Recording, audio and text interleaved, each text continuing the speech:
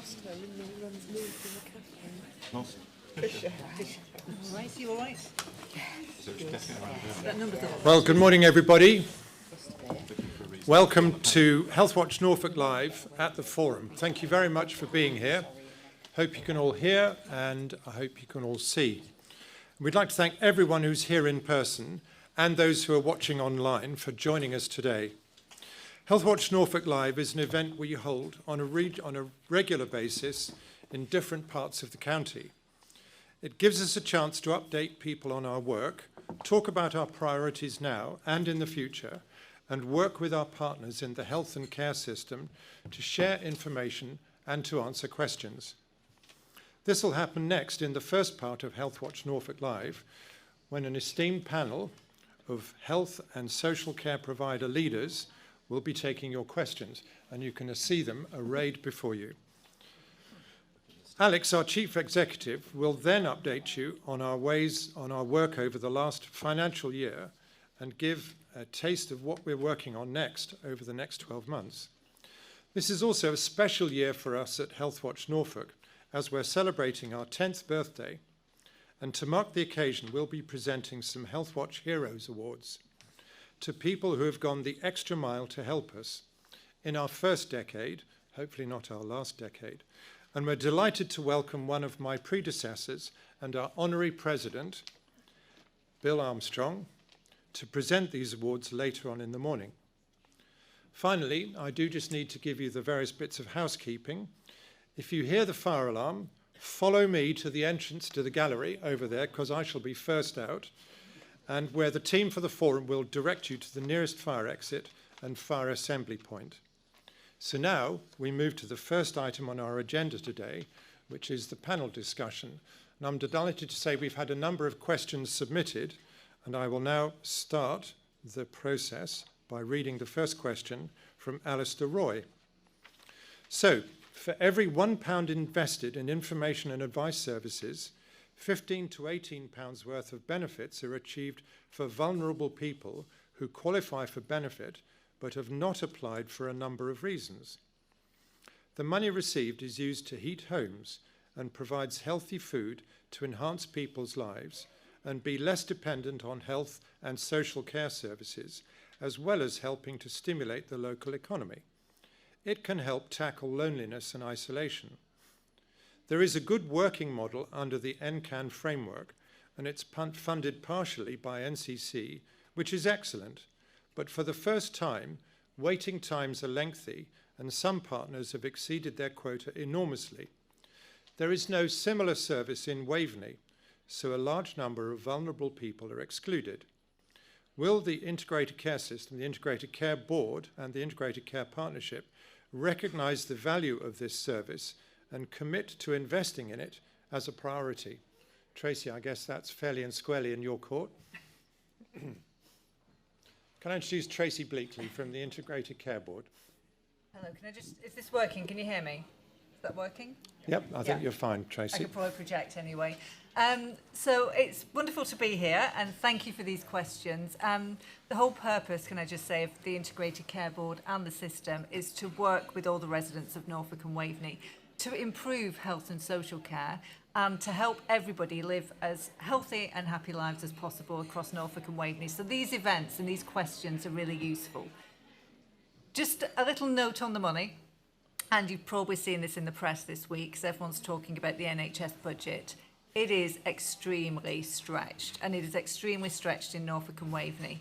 However, what we want to make sure is that we can invest in the right things. So we've set up what's called a prioritisation process, and we have a wide panel looking at that. And every 3 months at the moment, we're looking at changing the timescale, but at the moment, every 3 months, we put business cases forward of things like this, which we can invest in, we can put more money in, and we look at that in the round against all the other things that we want to spend money on. So absolutely, I completely agree with the gentleman that put this forward. Advice and guidance services, we know they make a big difference. I think the other thing that we can do as well, and this is part of being a system, is we can pull together the voluntary sector and make sure that we're making the right appropriate links there. So my background actually is I used to run Hospice UK. And it was great how we could help people through hospices with their benefits. We could link up to our partners in Citizens Advice. We could link through Mind and Relate. And we could put tailored support around people and give them the help and advice they need. So as well as looking at the money and the prioritisation, and I agree it's really good value for money, I think that there's more that we can do to join up the voluntary sector as well. So very much behind this and welcome the question. Thank you very much. Thank you. Anybody from the panel like to make any additional comments? I'm looking at you, Ian, for example, from NCH&C. Or East Coast Community Healthcare. Sorry. But it's, I That's won't the take one. it personally. But yeah, so I think we, as East Coast Community Healthcare, we're a community provider that works across the Waveney, the Great Yarmouth and Waveney area. So we're 50% Norfolk, 50% Suffolk, as is Joe at the James Paget. And I think one of the things that we can do where there are differences between the way councils deliver it in one particular area or another area, is we can be a really useful bridge across that and ask those questions. And I think one of the things that is different about the integrated care system is the fact we have to now look at health and care together and make these kind of balanced judgments. Now, again, with limited money, you can't do everything all at once. But I think the fact that we're getting them on the agenda, that we're using the prioritisation that Tracy's talked about, that we're able to get these really important issues up and discussed so we can take the decisions about it. Thank you very much. Anybody else like to add anything? No?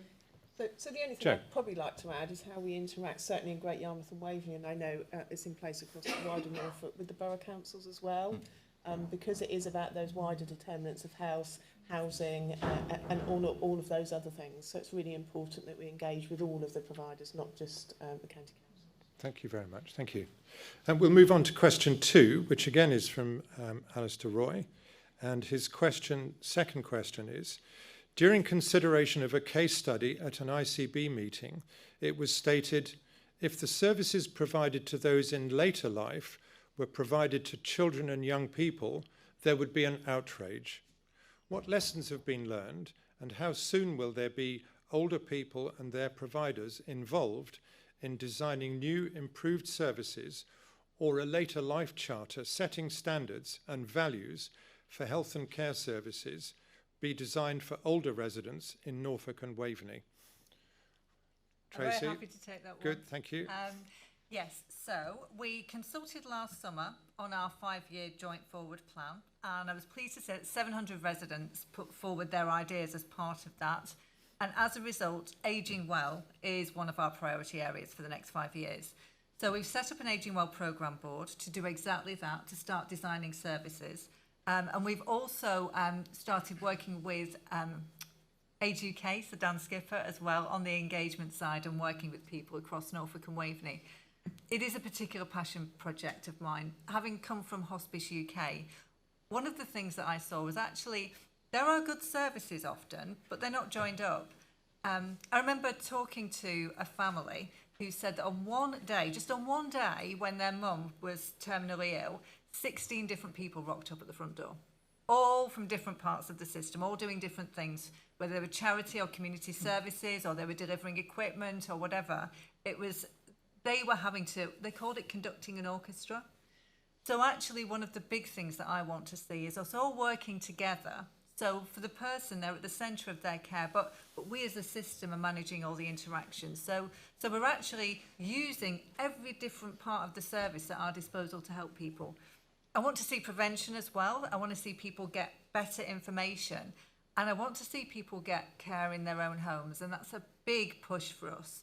So rather than the first thing being, we'll send out an ambulance and you'll go to the Norfolk and Norwich, which is a great place to go, by the way. However, and I know Nancy will heartily agree with me on this, there are things that we can do to keep people in their own homes. If somebody's had a fall, for example, they don't necessarily need to be in the hospital where they may be for several days before we can discharge them. If we can look after those people in their own homes safely, we should do that. Somebody needs antibiotics because they've got a urinary tract infection. If we can look after them at home, it's best to do that. So we're all working together to redesign services. It is a priority, and we are going to be working with local people. And older residents. Yes. Yeah, thank you. Nancy. So I do wholeheartedly agree with that. Thank you very much. I'm Professor Nancy Fontaine. I'm the Chief Nurse at Norfolk and Norwich. So one of the key areas that we're seeing this, particularly with our older population, is keeping them well when they're waiting for planned interventions. So you will find working with the voluntary sector and our community services, particularly in physiotherapy and occupational therapy, we're trying to pre-optimise and maintain people's function, perhaps while they're waiting for knee or hip surgery. And those sorts of exercise programmes and keeping our local community at their best that they can be while they're waiting and not deteriorating on the long waiting list we've all incurred through COVID has been exceptionally powerful. And I know that because my own mother has used it and told me why, and she is an ex-nurse and we are the worst, I tell you. Why hasn't everybody got this in Norfolk? How come there are only pockets? And I think there is lots of learning for us about how we join up pre-optimisation and community services to keep our older population well. Thank you. Thank you. Ian. So I, as one of the priorities, I chair the Older People's Board and the Older People's Strategy. It's relatively newly set up, and I think the bit that we're trying to do that's different is when we kicked it off, we had a group, I don't want to call it a workshop because it sounds too sort of management speak, but we had a group of people together. We had 70 plus people that, yes, it had people from medical backgrounds, yes, from care, but also from voluntary, charitable and faith backgrounds, and most importantly, people who experience it, either as carers or people who receive it. And I think that you could kind of say it's blindingly obvious, but the lessons we relearned, I think, is about putting the individual, not the patient, because we over-medicalise things often. So putting the individual at the base of it, at the centre of it, and it's about the coordination of the different assets.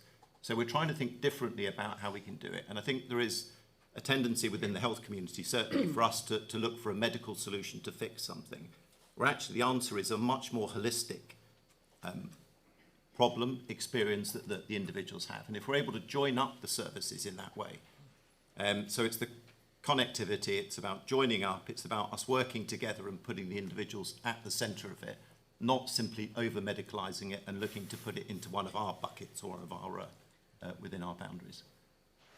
Yes. Hi. Thank you very much for the question, because I think it's a really good opportunity to talk about what is going to be different and how we're going to move things forward in Norfolk and Waveney. So I'm Tricia Dorsey, I'm the Executive Director of Nursing. And what has been described very eloquently by the panel is the right care in the right place at the right time.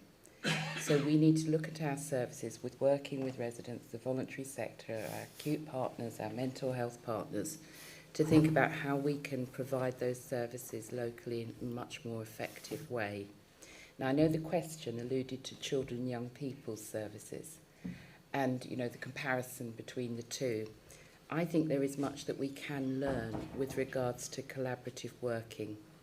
So from a children and young people's perspective, you already have established relationships between social care, education, health, voluntary organisations, and they come together in an alliance to actually ensure that those services are really provided in the most effective way that they can be.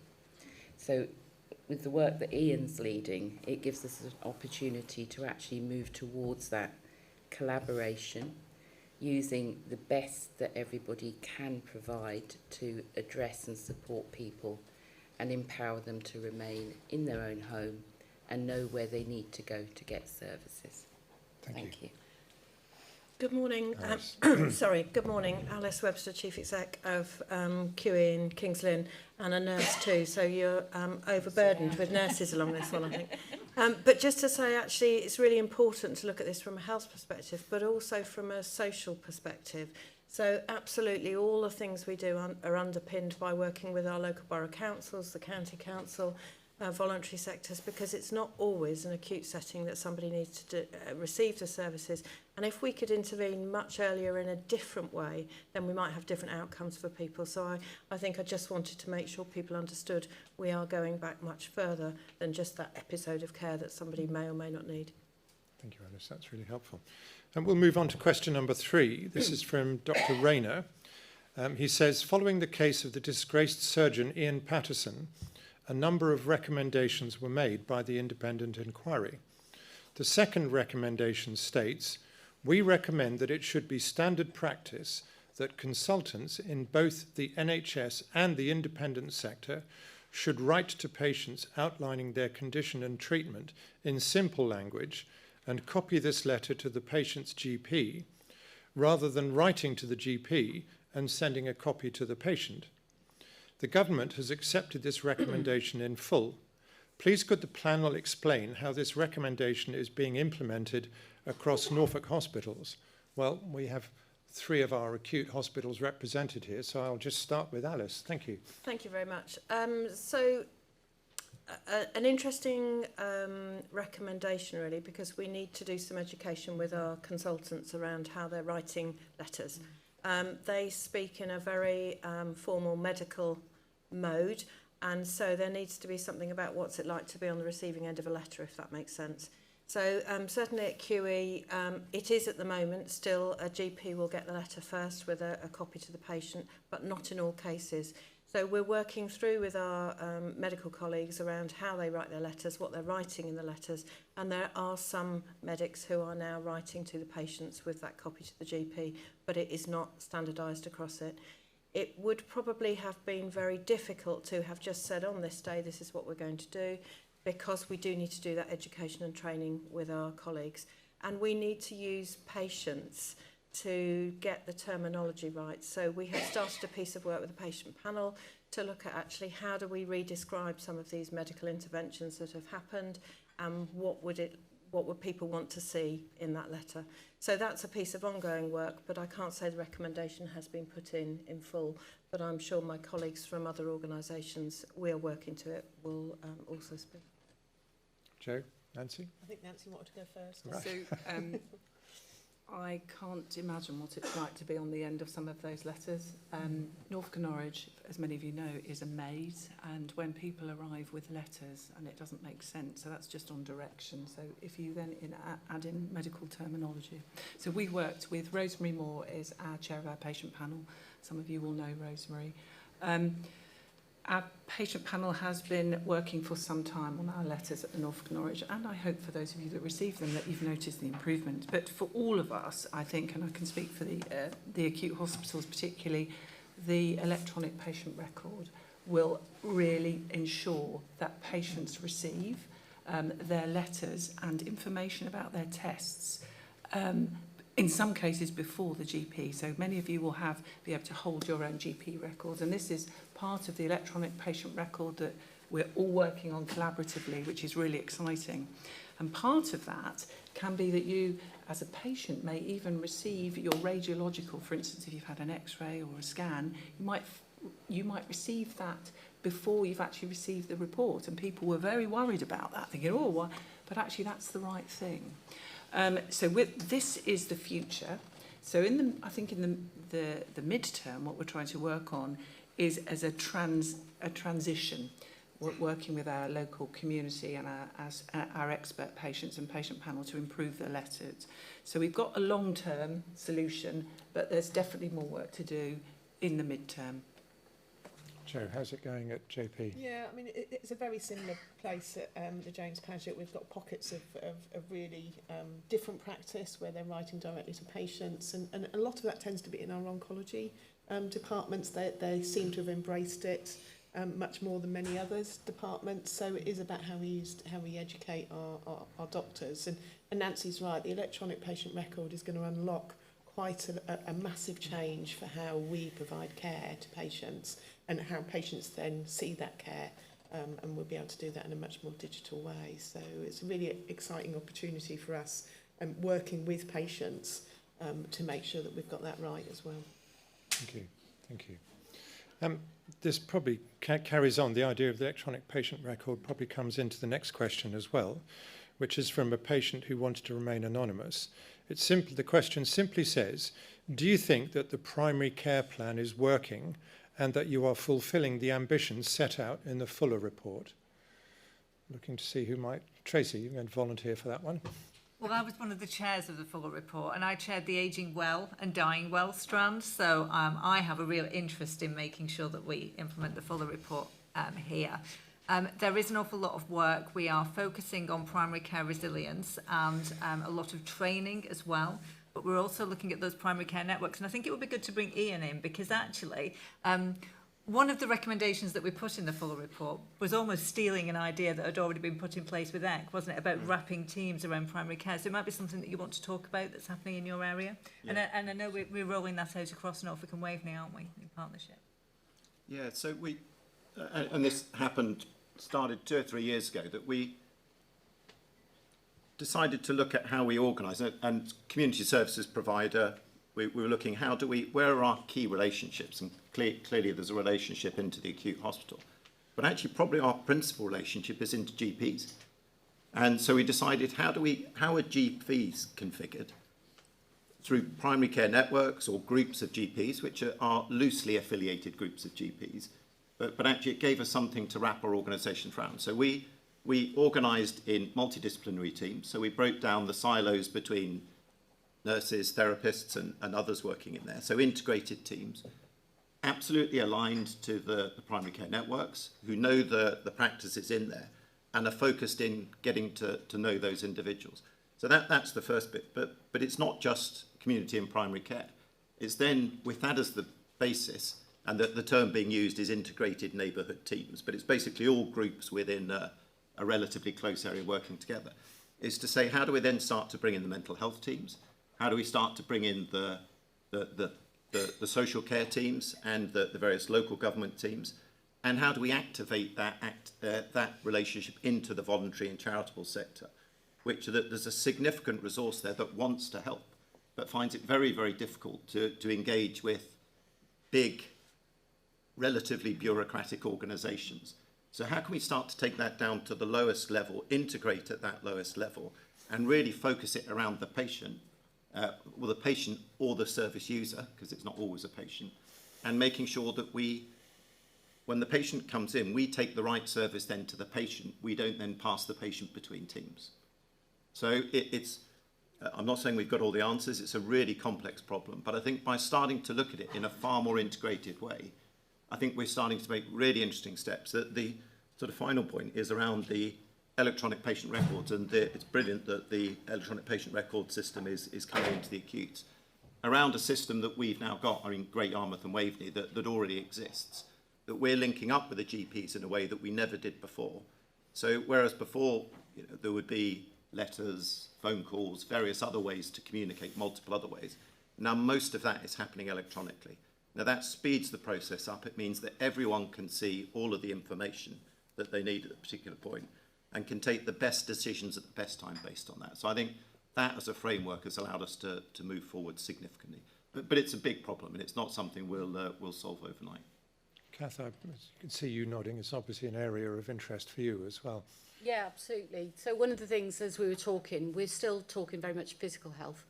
And I'm Kath Byford, the Deputy Chief Exec from the Mental Health Trust.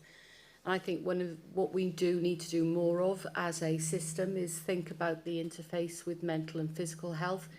We know people with serious mental illness are if people 30, I would like to say it was me, but I'm not in this category anymore, but 30 to 49 years of age with a serious mental illness are 5 times more likely to die of what is mostly a preventable illness.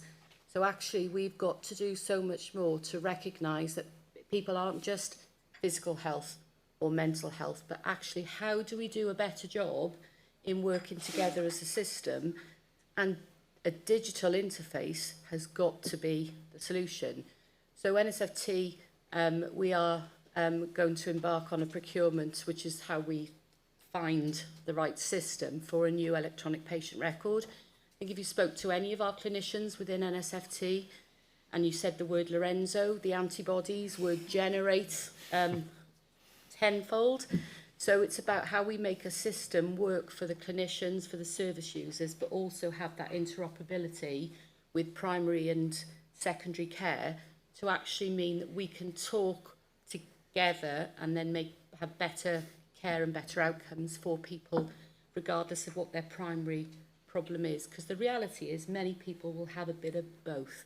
And we just need to recognise the whole person rather than the wound or their mental health or their leg ulcer, etc. Thank you. Thank you. Tricia. So in my former career, I worked in general practice for 20 years. And I've been working in CCGs, PCTs, all those acronyms for the last 10. But I actually see a huge amount of progress in ensuring that we've got the right services in primary care. So Ian was talking about the integrated teams. So exciting, absolutely exciting. The inclusion of mental health practitioners within those teams is really the way forward. But also the benefits of having colleagues working within those teams coming from the voluntary sector, or indeed in a role called social prescribing. Because in my time working in general practice, people went to the GP because they didn't know where else to go to get the information that they required. So having that social prescribing voice within the practice enables people to navigate their way through the very complicated services that are out there. And if we remember, out of every contact, 90% of all contacts with health services are in primary care. It's only 10% in mental health services or acute. So to create a system where people can actually understand where they can go to get help when they require it is a much more effective way of working. So as we strengthen primary care, we should enable people to have more contact. I think the panel has successfully managed to answer the question which I'm just about to ask already. But I'll just ask it just to make sure if it draws out any other answers. It's another anonymous question. How are you working towards achieving a breakdown in siloed working mentality of commissioning services across health and social care in Norfolk and Waveney? What reassurance can you provide us with that you are always, where appropriate, adopting an integrated approach? How are you engaging and communicating with the public to ensure that they try and seek out the most appropriate clinician in primary care? So I think you must have just read that question and answered it already. Tricia, do you want to add anything to what you've already said? Because I think we've pretty much covered that. So we've got a whole gamut of roles now in primary care that weren't there before.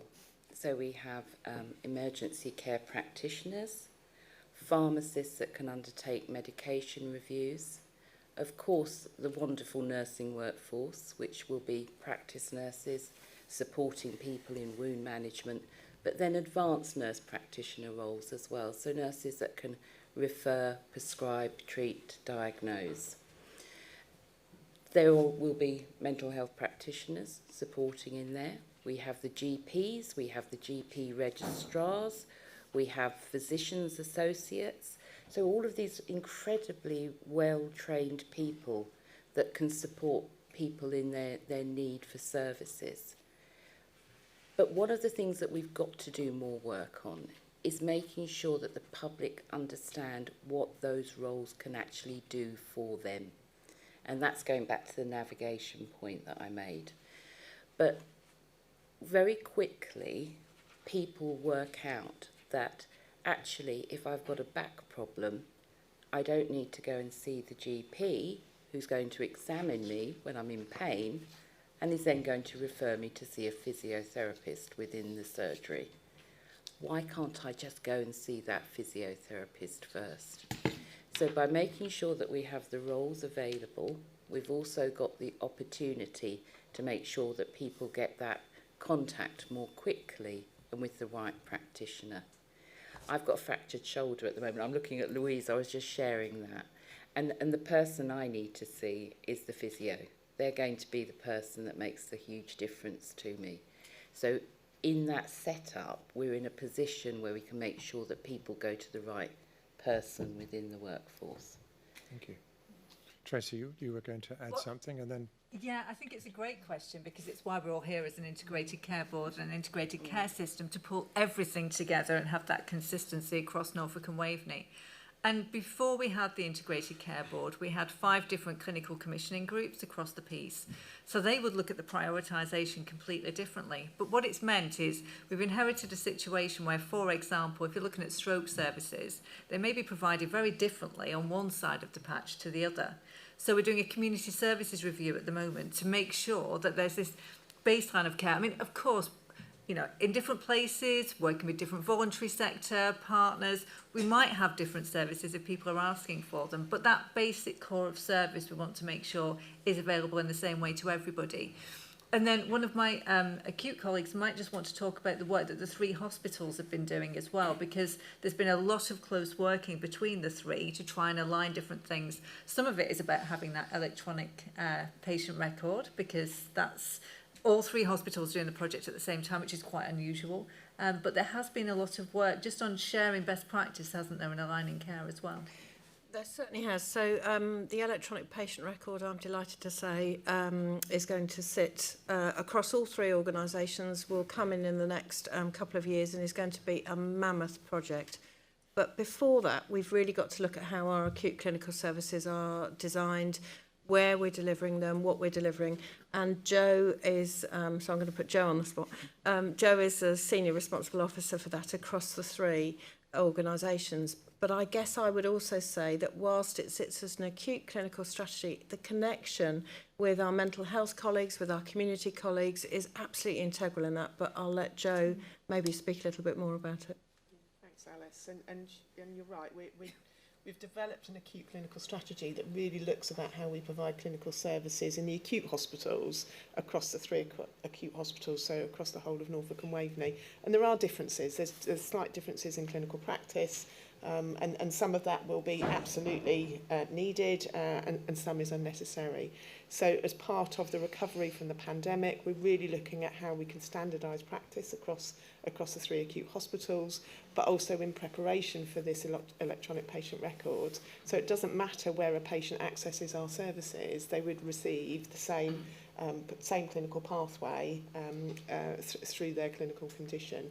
And I think the next step is how we really join that up with the community services review, and how we really link in with primary care colleagues and community colleagues and mental health to make sure that we're all working on those clinical pathways together. I think one of the projects that Alice and I are certainly very excited about is the new hospital builds that have been announced this year for both the QE and the James Paget. But there is an absolute recognition that it's not about building the same hospitals again. We've really got to think about how we transform those services and provide them in a way that's fit for the future, because this is our hospitals that we are building for the future generations for Norfolk and Waveney. So we really have, I feel, a huge responsibility for that, to make sure that we get that right for the future. And we will absolutely need to engage fully with all of our public and community services and patients through that journey. Yes. Thank you. Part of the question related to how we commission better to get better integrated services.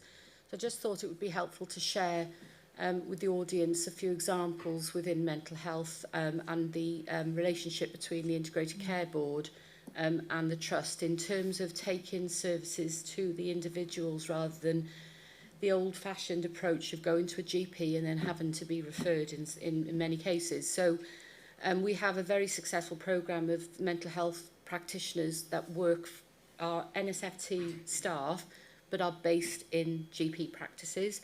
So again, taking that concept of if somebody needs support, you don't always have to go through a GP in order to get access to those services. The other example I thought would be helpful to share relates to the mental health support workers in schools for children. So actually, children are in schools most of their time, actually, if we think about it, and where they may exhibit some problems, challenges, worries, etc., then surely the best place for those young people is to access early intervention and support whilst in their school environment where they feel safe. And again, this is coming through the commissioning of services and how we can look to make better decisions collectively as system partners to place mental health services where our service users need them the most, as opposed to them having to navigate through that old-fashioned route. Now, I'm not saying for a second we've got this nailed or cracked. There's still loads of work to do, but actually those early examples, we've got the Community Transformation Programme within mental health, we've got lots of other services where people can access mental health support without having to enter the Mental Health Trust. That's actually the direction we should be going, not a reliance upon big trusts like the mental health trust, like the acute trust, actually where people need care is before anyone ever needs to get to those secondary care or acute hospitals or mental health trusts, etc. And much of that could prevent the deterioration where somebody then potentially has life-changing consequences. So I think that's where we have a really exciting opportunity to continue doing what we're doing, moving services away from where they have done for the last 20 odd years plus, but where do they need to be for the now and the future? Thank you. I just observed, for example, we've got Norfolk and Waveney Mind outside with their drop-in centres, which are the sort of services that you're talking about, yes, I guess. Absolutely. And sorry, Alice, go ahead. No, I was just going to say, I guess the one learning for me from all of this is we've got to make it simple. People have got to be able to drop in. Nobody is unwell 9 till 5, Monday to Friday. And so whatever we do, we've got to make it at times when people are likely to need it and as simple as it can be.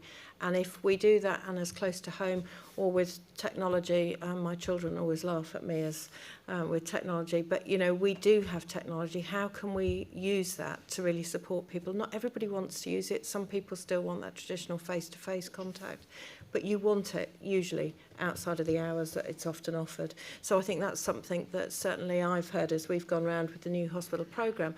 How do we do that, and how do we do that together? Because that is going to make it more robust and more sustainable. I think I'd just observe as a very interested, if you like, observer of our health and social care providers, we do have a fantastic team of leaders, many of whom are represented here today, and the appetite for integration and working together and cooperation and looking at new ways of doing things is really refreshing. And it's already producing benefits that are being felt by patients across the patch. So please keep doing what you're doing. I think it's very, very positive.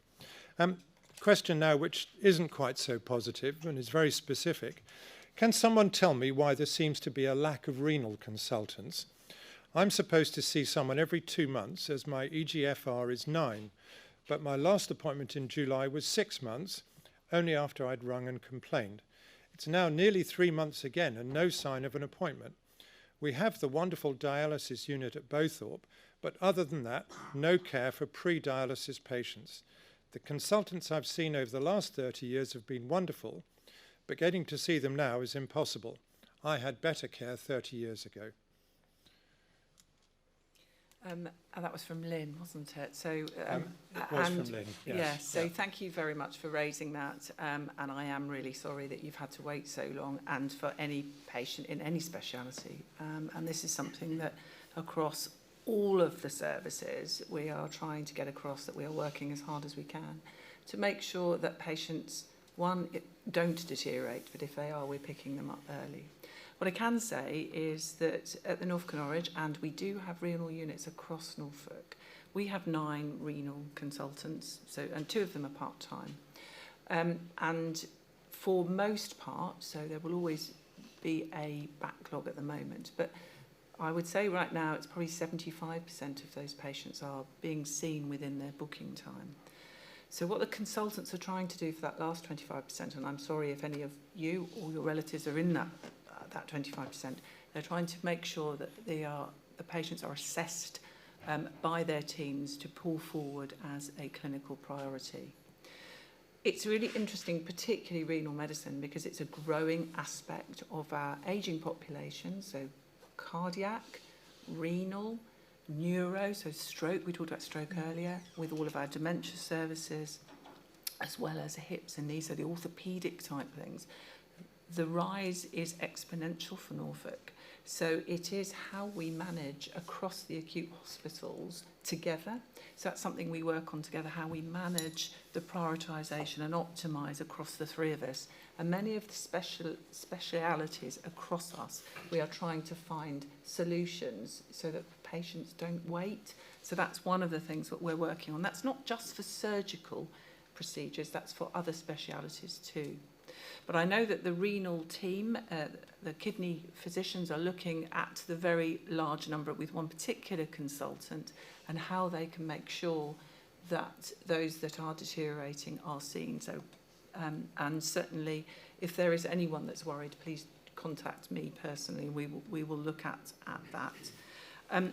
What I would say is that for many of you, and Bowthorpe was mentioned, and when we work through Bowthorpe and the kidney centre, we thought that it would take some years before it was maximised, but already our numbers for kidney patients are incredibly high, and that is utilised extremely well. And if anyone hasn't seen it, it's like something out of NASA, because it is so beautiful. But of course we have North Norfolk as well, so we have Chroma, and we have an inpatient unit for dialysis as well for those patients who are sicker. But we also have dialysis at the James Paget. So between us, we are trying to work through these groups, but those particular groups of patients are rising. So it's how we plan together, and I mean together with all of the integrated services, and how do we manage our cardiac, so our heart and kidney numbers over the next 5 to 10 years. But we are certainly working very hard across all of the organisations to make sure that we reduce this backlog. Thank you very much, Nancy. Kathy, you wanted to add something? Yeah, thank you. It certainly doesn't deal with the here and now, but I think if Stuart was here, who's our Director of Public Health for Norfolk, I guess one of the things he would be saying is, if we use kidney disease as an example, that is one of the consequences of diabetes, which is a consequence of poor lifestyle, potentially some genetic as well, obviously. And actually, we need to think about not just how we're dealing with in the next few years, but how do we stop this becoming a complete unmanageable problem for our whole population and therefore our health services? We've got to think about that together as a system, and I'm saying this as another nurse, sorry, but rather than the representative of the Mental Health Trust, but some of our patients are on medications that cause a much higher risk of obesity and diabetes. So again, I'm looking ahead another generation maybe, where we're going to be seeing more and more and more demands on a service that is already struggling and will continue to struggle. We've got to think about the workforce, let alone the physical capacity. I'm not even going to mention the money, but actually we do need to think a bit bigger than just trying to fix the immediate problem, but we need to think about 10 years, 15 years, 20 years, and what we can all do. And when I say all, I mean the population of Norfolk and Waveney in this instance, and of course Suffolk for the rest of my patch, how we all collectively take personal responsibility for trying to reduce the burden on the NHS, but also live better, healthier lives for longer. I guess the only last bit for me is when Nancy spoke, absolutely talked about a percentage of patients who aren't receiving necessarily their care in a timely way. There was an omission around QE, a deliberate one, because the Queen Elizabeth and West Norfolk received their care through Addenbrooke's. So we go through Cambridge on that particular thing. We have a renal dialysis unit, but I would say if anyone is also feeling that there is significant concern around the West Norfolk area, please come back to me and we'll absolutely pick that up. So I just wanted that clear. Thank you. Thank you. Jo? Not specifically about renal services, but Nancy was sort of listing some of those longer term conditions that we're now having to manage, and there's greater demand for it. And I think there's national recognition that the way that we provide outpatient care as an acute hospital is very outdated. It hasn't really changed since the 1940s. And there is a national piece of work looking at that outpatient strategy and how we manage patients in an outpatient setting. And I think our patients will see a significant change over the next few years. We're already starting to look at how we manage our follow-up patients and long-term conditions. And previously there was routine practice to have yearly follow-ups. Every patient would just, well, we'll see you in another year to see how you are. And we have to manage that in a very different way. So we've been implementing what we call patient-initiated follow-up. So people that still have open access to services, but they contact through to the hospitals when they need it, rather than on those yearly appointments, just to really try and maximise how we provide appointments for new patients as well as follow-up patients that absolutely need them. So there will be redesign of outpatient services over the next few years, and how we use digital technology to support that. We know that there's monitoring systems in place already that we can use and we're already deploying. So that makes it much easier to be able to monitor patients in their own homes, but still under the care of secondary care consultants. Thank you. Thanks very much. I've got one more. Well, I've actually got two more questions submitted, and I will then open the floor to if there are any other questions from the floor. This is two questions that are really both about GP practices. So the first is from Douglas Lewins. I registered with my GP practice in June 2021 when I moved to Norwich. As a place where it is the needs of the patient that should matter, more information is withheld, contact possibilities have decreased, and GPs have become invisible. We have no patient participation group. The ability to see documentation and correspondence in my medical record has been removed. The ability to use email to contact the surgery has been removed, and face-to-face appointments with GPs have become more difficult to obtain. The second question pretty much says the same thing. I needed to book a face-to-face appointment for a health condition. I was concerned about the time it was going to take for the appointment. I was told the practice opening hours have changed, not opened so late in the evening or weekends, talking about when people need care. This coupled with the fact I can no longer order repeat prescriptions over the telephone, etc. Can you let me know what is being done to ensure face-to-face contact continues, and also clarify for me what the process is around consultation with the public when a GP practice's hours are reduced? So that's a sort of litany of problems with probably one or two GP practices, but I guess that may not be specific to those two. So I throw that open to the table. Tracy.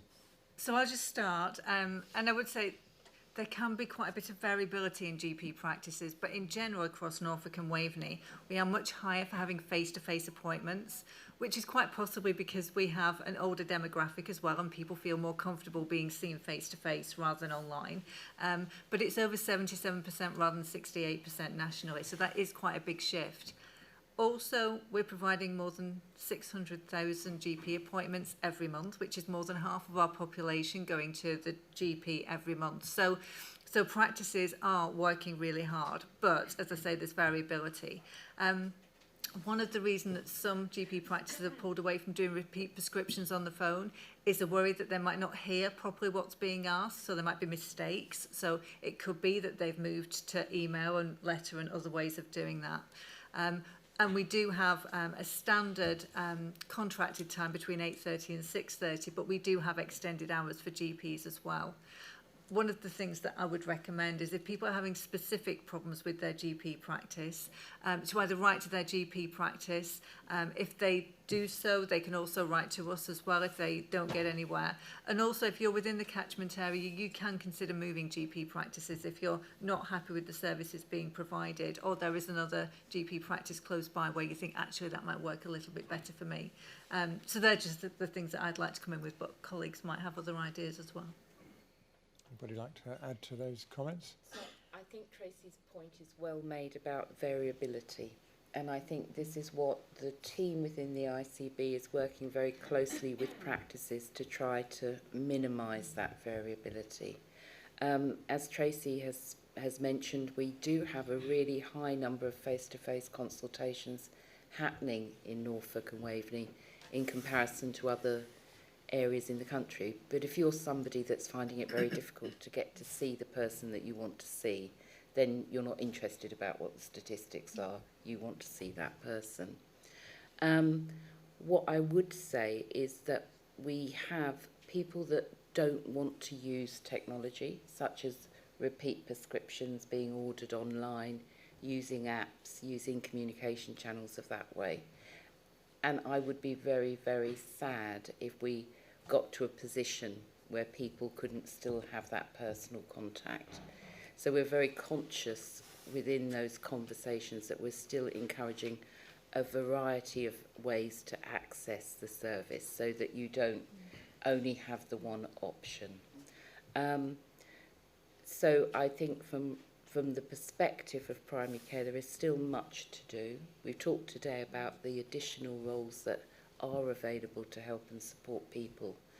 But it's one of those areas that there is such high levels of demand at the moment. We're having to constantly think about how we address that and make sure that people can have those contacts. But as Tracy also said, if there are individual problems, then I'd always be very interested to hear about it. And I'd also say that Healthwatch Norfolk is very good at listening to the voice of the patient. So if you do have concerns about any particular surgery, please get in touch with Healthwatch Norfolk. But Joe, you wanted to add something?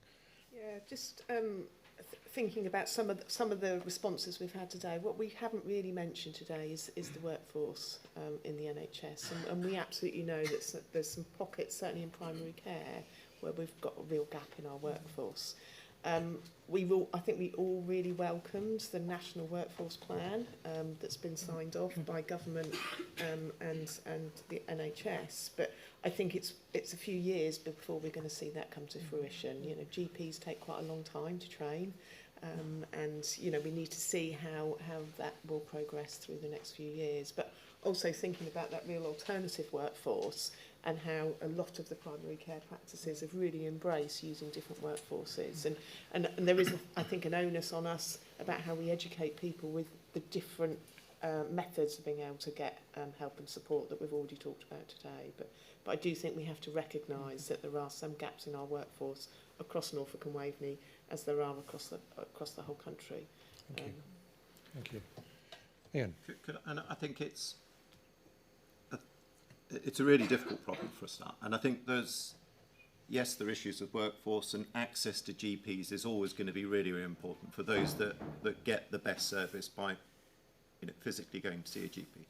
But we've got lots of other methods now and a number of people who prefer to use other methods.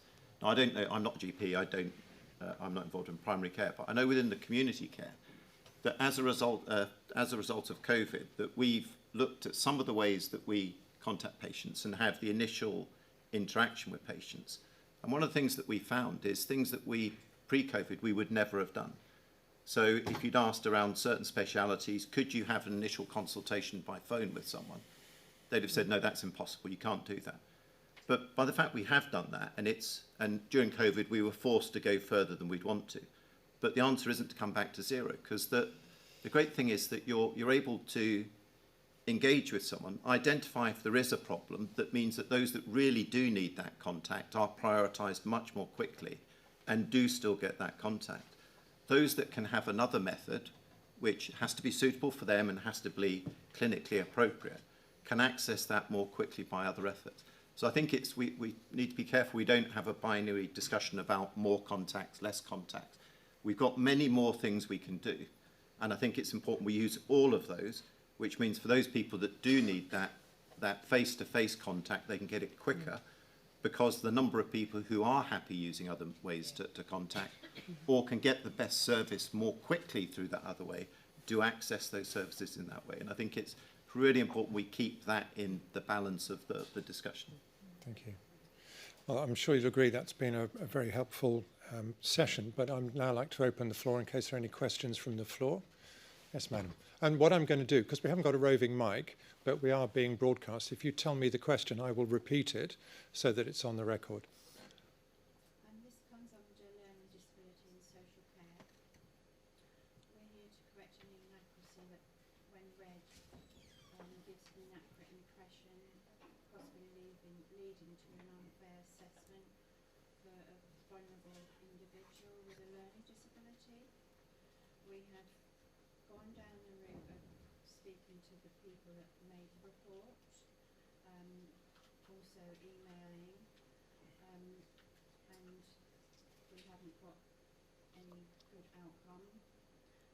We want to get this resolved, and we are here today to get your help without delay and by means of standard intervention discussion. We'd rather have to go down this route than have to make a formal complaint and to get this sorted out. We'd like to explore the possibility of resolving this, and I'd like to speak to you at the end after the panel finishes in more detail.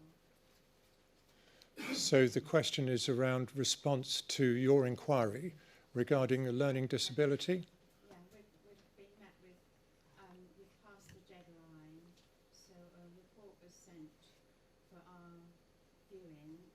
and it wasn't accurate. And it actually is legal that a report should be correct, and it also involves other professionals and what they've written, and also the individual's true account, and they've listened to what we've said, and we got the information from their colleagues by talking, because I asked where they've got the information from. The information needs to be accurate because it will, as it stands, it will give the wrong impression, and the person that we're talking about will get the wrong help. And we've also been told that we've passed a deadline, and we consider that if something's inaccurate, there should not be a deadline. It should be sorted. All it means is we've sent an email with what needs to be corrected. And all it needs is a few sentences removed and a legal part added in. Okay, thank you very much. I think that sounds like a very specific question for an individual, and I just wonder whether Tricia and maybe Kath can deal with it either directly now or afterwards. So I wasn't clear from the question whether this is an issue with social care. Yes, or it's social care, but I'm more than happy to meet with you after and have that conversation with you today, and then to liaise with my colleagues, because it doesn't sound like it's great, so we'll see what we can do together. Okay. And Madam, just to be clear, Tricia is the Chief Nurse for the Integrated Care Board. And you may not know, but she is the Chief Nurse for the Integrated Care Board. Any other questions? Yes, Madam. Forgive me, because well, it's not a question. I'd like, first of all, to make a comment about what I've heard. First of all, I'm totally in agreement with integration, and I can see that you're talking about systems and these overarching bodies that make the decisions. My concern is about the person at the bottom. How do you ensure that that person, that one individual, is going to receive the integrated help they need? Because what I see is a complete lack of integration. I see buck passing. I see people, not just in my own experience of being a carer for someone with senior mental, not senior, I'm being senior at the moment, serious mental illness, but I listen to other carers with myriad problems, people with physical health problems, mental health problems, and they don't know where to go. They honestly don't. We're constantly, a group of us on like a Zoom call, try to help each other. We use our own experience to say, oh, well, try this, try that. But the reality is there are too many places for people to have to go, and there is no clear person responsible, ultimately, for the people that we're looking after. So just for the record, the question is, how is integrated care, how are multiple services delivered, or how is the patient aware of what multiple services there are when they have complex needs? Well, when they have complex needs, the person being aware of them is just irrelevant, because they can't deal with myriad, organisations. You can't say to a person who is struggling with mental problems, I'm talking about my own situation, but I'm talking about other people as well, people who might have learning difficulties. How do they just go to so-and-so and say, oh, well, I'd like, a physiotherapist? Because a physiotherapist, may or may not exist in that practice. It's too fragmented at the moment, and I congratulate you on your willingness, I suppose, to to try to improve matters, but my concern is about the person who, at the bottom, who is forgotten, who's not able to access all of those services, who doesn't have an advocate, who, you know, whose mental health is not being supported, or who has physical health problems and they're not being supported, who can't go through the system of trying to get a GP appointment because, you know, they're not going to sit on at the end of the phone for half an hour and then be told, oh, well, we don't have any appointments anyway, so try again. Thank you. Yeah. Ian, I'm going to look at you to see if you might like to start off with that. How does somebody find the right door into all of the care services and healthcare services that there are? I mean, I think the first thing is to acknowledge what you're saying is absolutely the case, and we need to get a lot better at this. And I think it shouldn't be incumbent on an individual I'm relatively new to this area and to this role, but it's confusing for me, and it shouldn't be hard for people to access, and we shouldn't be placing the onus on individuals to have to navigate what is a complex system. I think there are certain things we can do, certain things we've tried to do. So within integrating our teams, it means that it doesn't matter whether the first person that comes to see you is a physiotherapist, a nurse, an occupational therapist, or someone else.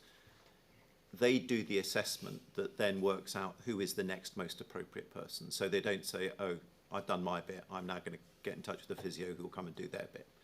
So I think the first bit is that we get much better as organisations at taking all of the information, not just the bit that's very specific to the individual skill set, and then doing that navigation throughout it. So we're starting, and across, I can talk for the sort of Great Yarmouth and Waveney area, but it's across the other areas where we're very conscious and trying to work at different ways of doing it. There are individual examples where I think we've got great roles at relatively new and a relatively junior level, so the health connector roles, which have come in, and we haven't got enough of them, and we're not joining them up, so it's relatively early days. But the role of these individuals is precisely that. So they go in, they're community-based, so they're going to individuals in their own home where there is a complexity and where there are often multiple complex requirements that it's unreasonable to expect an individual, a carer or the patient themselves to understand. And their role is exactly that, is to try and connect up the services. So they're working closely with GPs, they're working closely between the community and the acute providers. And really importantly, the bit that we need to get much, much better at is working at between health and care. And we are trying, as an organisation, we are trying to do that, and we're starting on this journey by the greater integration. But I think that the first thing to acknowledge is there is a huge distance to go. It's an incredibly complex environment for people who are in it. So we need to get much, much better for people who don't understand that complexity, so they don't have to build up either an individual experience or, as you say, a sort of collective experience by a group of people. So I think it's to acknowledge that the problem is understood. It's not an easy problem to solve, and we need to get much, much better at doing it. Kath, I'll come to you in a minute, but Tracy, this is part of the commitment of the integrated care system about the patient only having to tell their story once. Yes. Which clearly means telling the story to the right person, who's then got the range of services available, and also having the electronic, the shared care record, I was going to mention so that, that once you've told your story, that story can then be shared with other people. Is that something you want to add a little bit about? Yeah, so I was thinking along the lines of the digital work as well. So the shared care record is really important because it means that we can share information between health and social care, and also between some of our charitable partners as well, which is already making a big difference. As Ian said, we're putting some of these things in place, like the health navigators. We haven't done enough of it yet. It's still early days, but this is where we want to move to, because as I mentioned about the case that I talked about in palliative care with a dying relative, when you've got 16 different people turning up at your front door, and the person that has to organise all of that is you, and you're busy looking after a relative, then that's really unfair. So we're trying to find ways that we can take that away from the patient and make it seamless around the patient, but we've also got to learn well, we're doing that as well. I think we've got to work with Healthwatch, we've got to work with all of you and see what works and what's just going to add unnecessary bureaucracy, because that's the last thing that we want to do. So it's going to take us a bit of time. Thank you. Kath. Thank you. Thanks for your question. I think in terms of, if I'm putting my mental health hat on now, because your example relates to severe mental illness, one of the first things I wanted to say is the input of the experience of not just service users but carers, family carers, is absolutely critical. There is so much for us to learn from. There are people like us in positions of authority and influence but don't necessarily have that lived experience, which we are foolish when we do not seek, listen to and act on.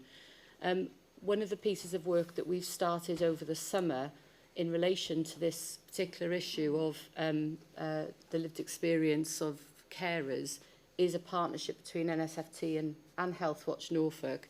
And we had an event a few months ago where it was all around the experiences of the carers who have for years and years and years struggled with the experience of trying to navigate around systems that just don't work for people who are not able to manage them themselves. But also the voice of the carer not being listened to by us as a health and care system. And for me, one of the biggest ways forward is a mindset change of all of us, of listening and valuing those the voices and the lived experience of people who know what they're talking about.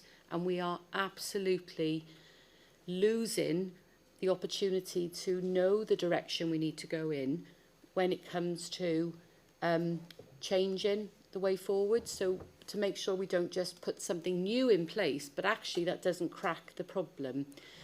In this event that we put on, it was very emotional hearing the experience of people with lived experience, and there was a lot of colleagues around the room, not just within the health and care sector but the voluntary sector.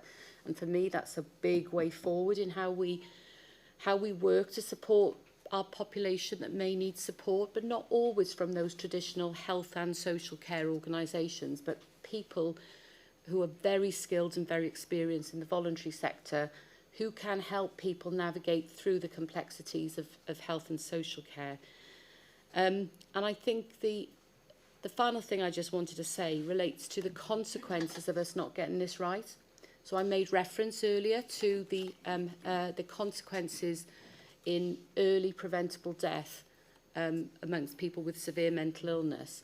And a big part of that is because they're not able to access or navigate the services to access cancer screening, for example, manage their housing and maintain a tenancy, for example. They may be much more victim to crime or abuse. All of those things, we have vulnerable people in our population that need that help and they're not getting it consistently. That needs to be our, not just ambition, but commitment, targeting the health inequalities for our population and then putting in mechanisms which won't, I think there will always be challenges, but people are ending up using the wrong services at the wrong time because we're failing them at that earlier stage. But I will shut up, sorry, but I think it's about listening to the voices of the people who know what they're talking about, and that isn't us, that's people, and that actually is maybe the way we can make a real difference going forward. But thank you for your question. Thank you, Kath. Tricia. Sorry, do you mind if I was just going to add, so thank you ever so much, Kath, the word carer, because I did not once hear the word carer before your comments. I did not hear the word carer, and yet we're told that carers save the country billions of pounds, unpaid carers, and they struggle.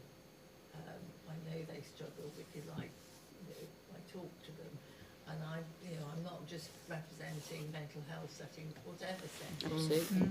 I think it's really important not to forget the voice of carers. Absolutely. Thank you to carers' voice for listening, and to NSFT and to Healthwatch. I'm going to take 2 more questions from the floor, but Kath, sorry, Patricia, you wanted to respond. So just picking up on the care, I'm sorry, I can't quite see you, on the carers point, I mean, it's such an important point of discussion. So we rely on the support of carers to their loved ones for us to be able to deliver care most effectively. So if we're not saying it enough, we need to say it more.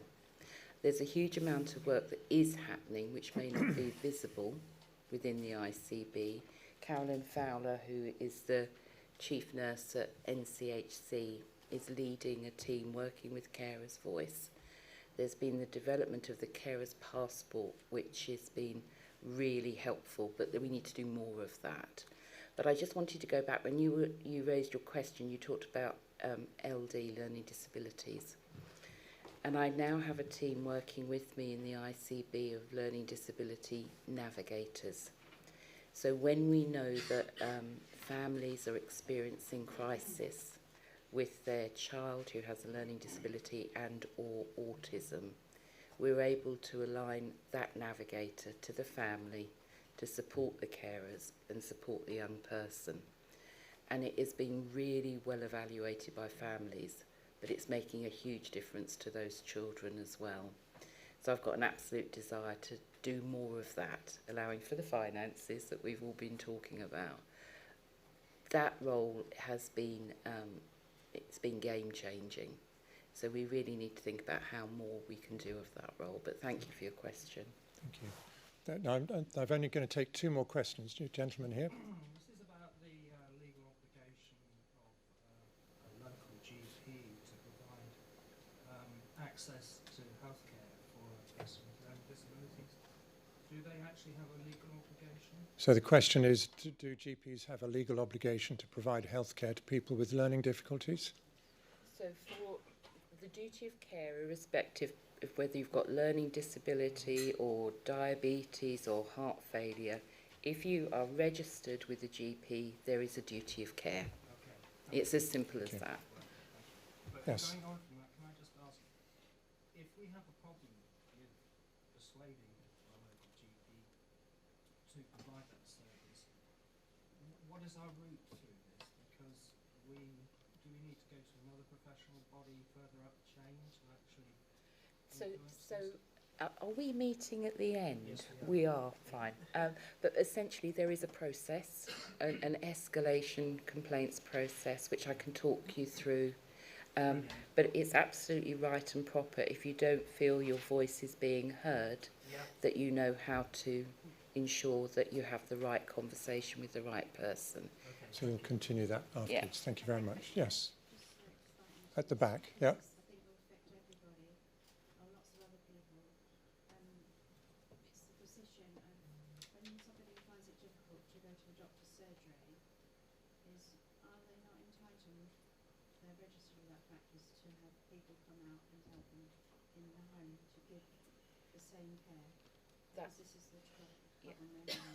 So when we have that chat, we can explore that, because there's legal grey areas, so I need to understand it in more depth. More than happy to do that.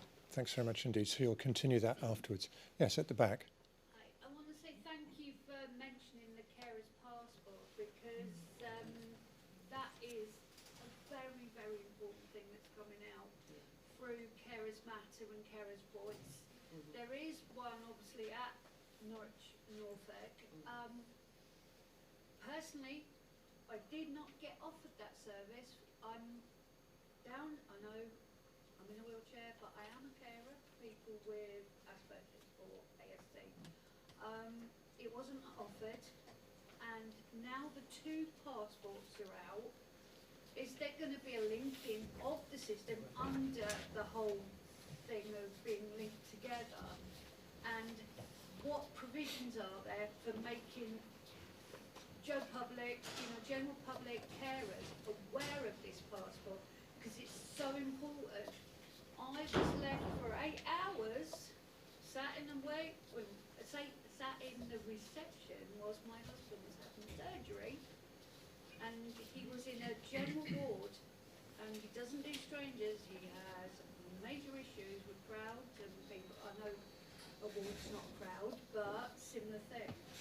So why isn't it a point of even the pre-op, when a carer goes in with a patient, is it not offered at that point?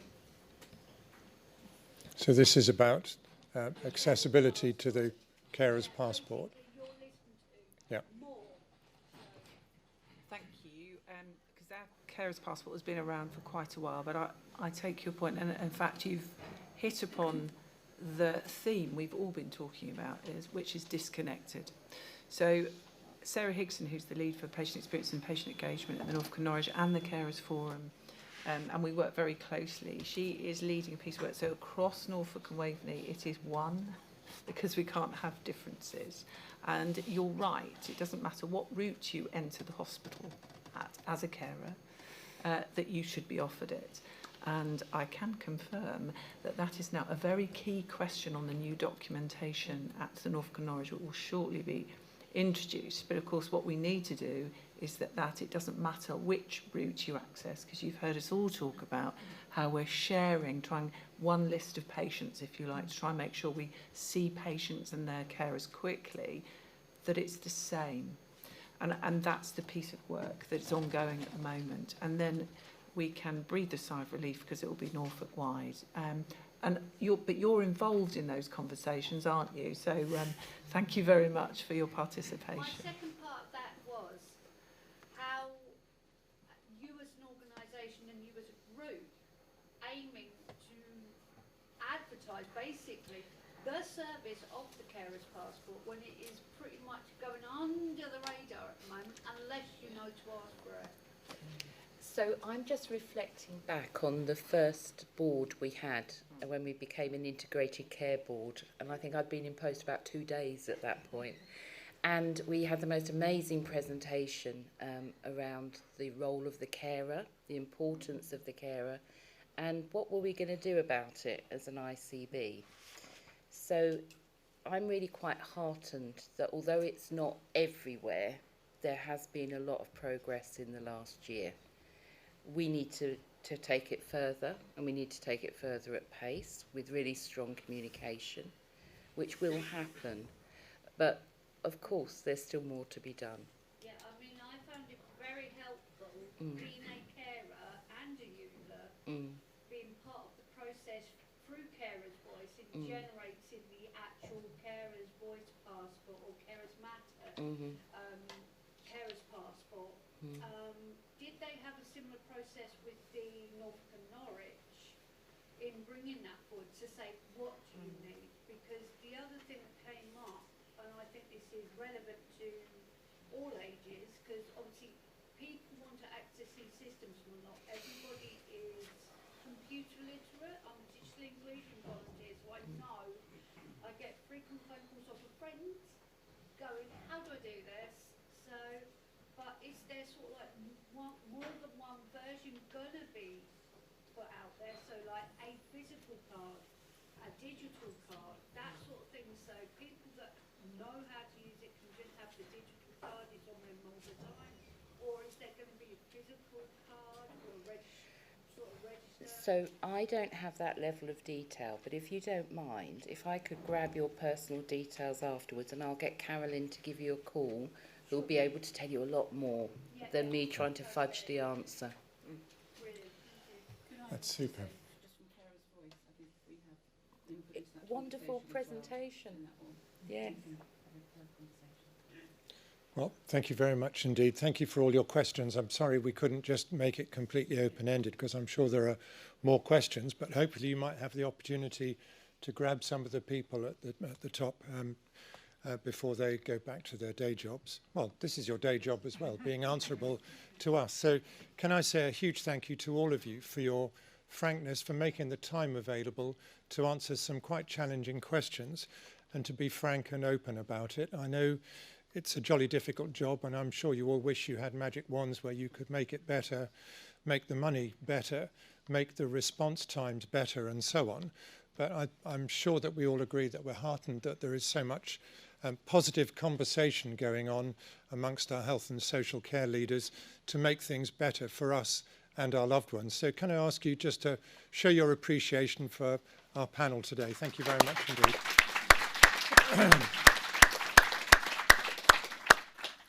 And can I also just pass on my personal thanks to the Healthwatch Norfolk team, to the staff, the trustees, and of course our volunteers for all their support and hard work over the last 12 months.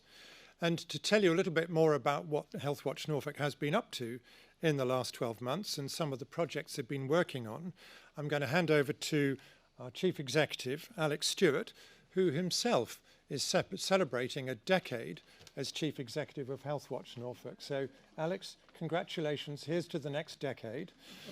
Keep going. Keep surviving. Thank you very much. Thank you. I've obviously been very naughty in a previous life. But anyway, thank you for your comments. And again, thank you to the panel. This event is particularly important to us this year as it formally marks the first decade of Healthwatch Norfolk. When I first joined the team with the then operations manager and now trustee Chris MacDonald, who's lurking at the back, we had a passion to ensure the experiences and feedback of the people of Norfolk should help them to shape the care our fellow residents receive. As we complete what is probably our busiest year ever, I don't think we could have believed just how many experiences, feedback, project work, recommendations and changed outcomes we would achieve.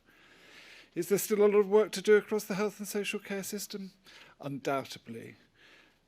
Some of these improvements and changes can be down to national policies and budgets, which we aim to influence but may not always be able to challenge or change fast. What we have done, though, is worked hard to ensure decision makers know what the public are saying and how things should change. My opening remarks again this year really do echo those of previous years. It's been an incredible 12 months. Our annual report gives us the full picture of the range and scale of the work we have undertaken. And you can also enjoy video highlights shortly when I will shut up, which recap the efforts of our team of staff and volunteers over the past 12 months. You will see this in the video, but I make no apologies for firstly preempting the figures you will be about to see about the work we've done. Some of the successes in our first decade: ensuring thyroid patients, thanks to two ladies sitting here, get the best medication to treat their condition. And you will hear more about that from the two people who have worked hard alongside us for that to happen in Norfolk and are continuing to campaign and battle nationally. We worked with 6,500 young people across Norfolk to ensure they understood what health and social care actually meant. Some of the answers we got were hilarious. The GP should come and see us in youth clubs, and they should sit and drink kale juice, fruit juices and things like that. But they did all participate. We supported people with advice and information across the COVID-19 pandemic and had incredible help from Louise Smith from Public Health. We ensured decision makers locally, regionally and nationally, including the Health and Care Select Committee, were aware of the lack of NHS non-emergency dental care in Norfolk. We ensured consultation over a review of Norwich's walk-in centre was accessible to everyone, and in the last year alone, our workload has increased dramatically.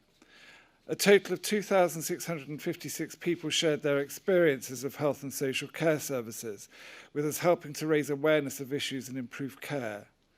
Meanwhile, 471 people came to us for advice and information about a wide range of health and social care topics. We published 56 reports of various aspects of health and social care, which is a huge increase from the 16 in the previous year. The loosening of COVID-19 restrictions meant we could get in and get out into the community far more frequently. And those reports varied in scope, including our ongoing work around community mental health, our My Views Matter reports visiting residential settings for those with learning disabilities and or autism, engagement reports including our work finding out the views of GP patients, and a number of reports based on what we heard from people when we visited GP practices, pharmacies, libraries and community events around the country. I can't take any credit for this. My team really are absolutely bloody amazing. When it comes to sort of key trends, Dentistry remains the topic of the month. We hear more about that than anything else, with people still struggling to get non-emergency care, excuse me, if they're not already registered with the practice. We submitted a dossier of evidence to the Health and Social Care Select Committee outlining the issues being faced by people in the county, along with several suggestions to help alleviate the situation, ranging from another look at dental contracts to ensuring there is more oral health or education for young people, like the fantastic work that's actually being done by plumbers with their Happy Smiles events with children. The future of the Norwich Walk-in Centre was also a big issue, as many of you will be aware, and we added our voice to concerns about the way the engagement around proposals for the future were conducted to ensure that they were as accessible to as many of the population as possible. And to the credit of the ICB, they listened to what we were saying and eventually, we feel, came to the right decision, which was to keep the service, and that forms a part of our video review shortly. Although the full impact of it will be part of our annual report next year, our My Views Matter work really does need to be mentioned and stressed. No one can fail to be moved by the deaths of 3 patients at Causton Park Hospital, and off the back of concerns that patients and their loved ones were not being listened to. We decided to visit a number of residential settings to those with learning difficulties and/or autism. It was heartening, and we understood and were told about the kind of problems Causton Park was experiencing were not widespread. But we have identified some areas of work, including the need for more care staff, which is also of national concern, the importance of residents having a major say in their living areas, the chance to pursue interests as independently as possible, and the chance to forge as wide a social circle as possible. We're also very mindful that the needs of carers, of those with serious mental illness, are borne in mind when it comes to services for patients in Norfolk. We have worked with NSFT and 3 wonderful carers to facilitate a conference which dealt about carer stories, and we're currently completing an action plan for improvements which we will come back to and we'll be able to tell you more about in the weeks and months ahead. The carers we work with share our thirst for progress on this issue. Internally, we're also scrutinising the work we do.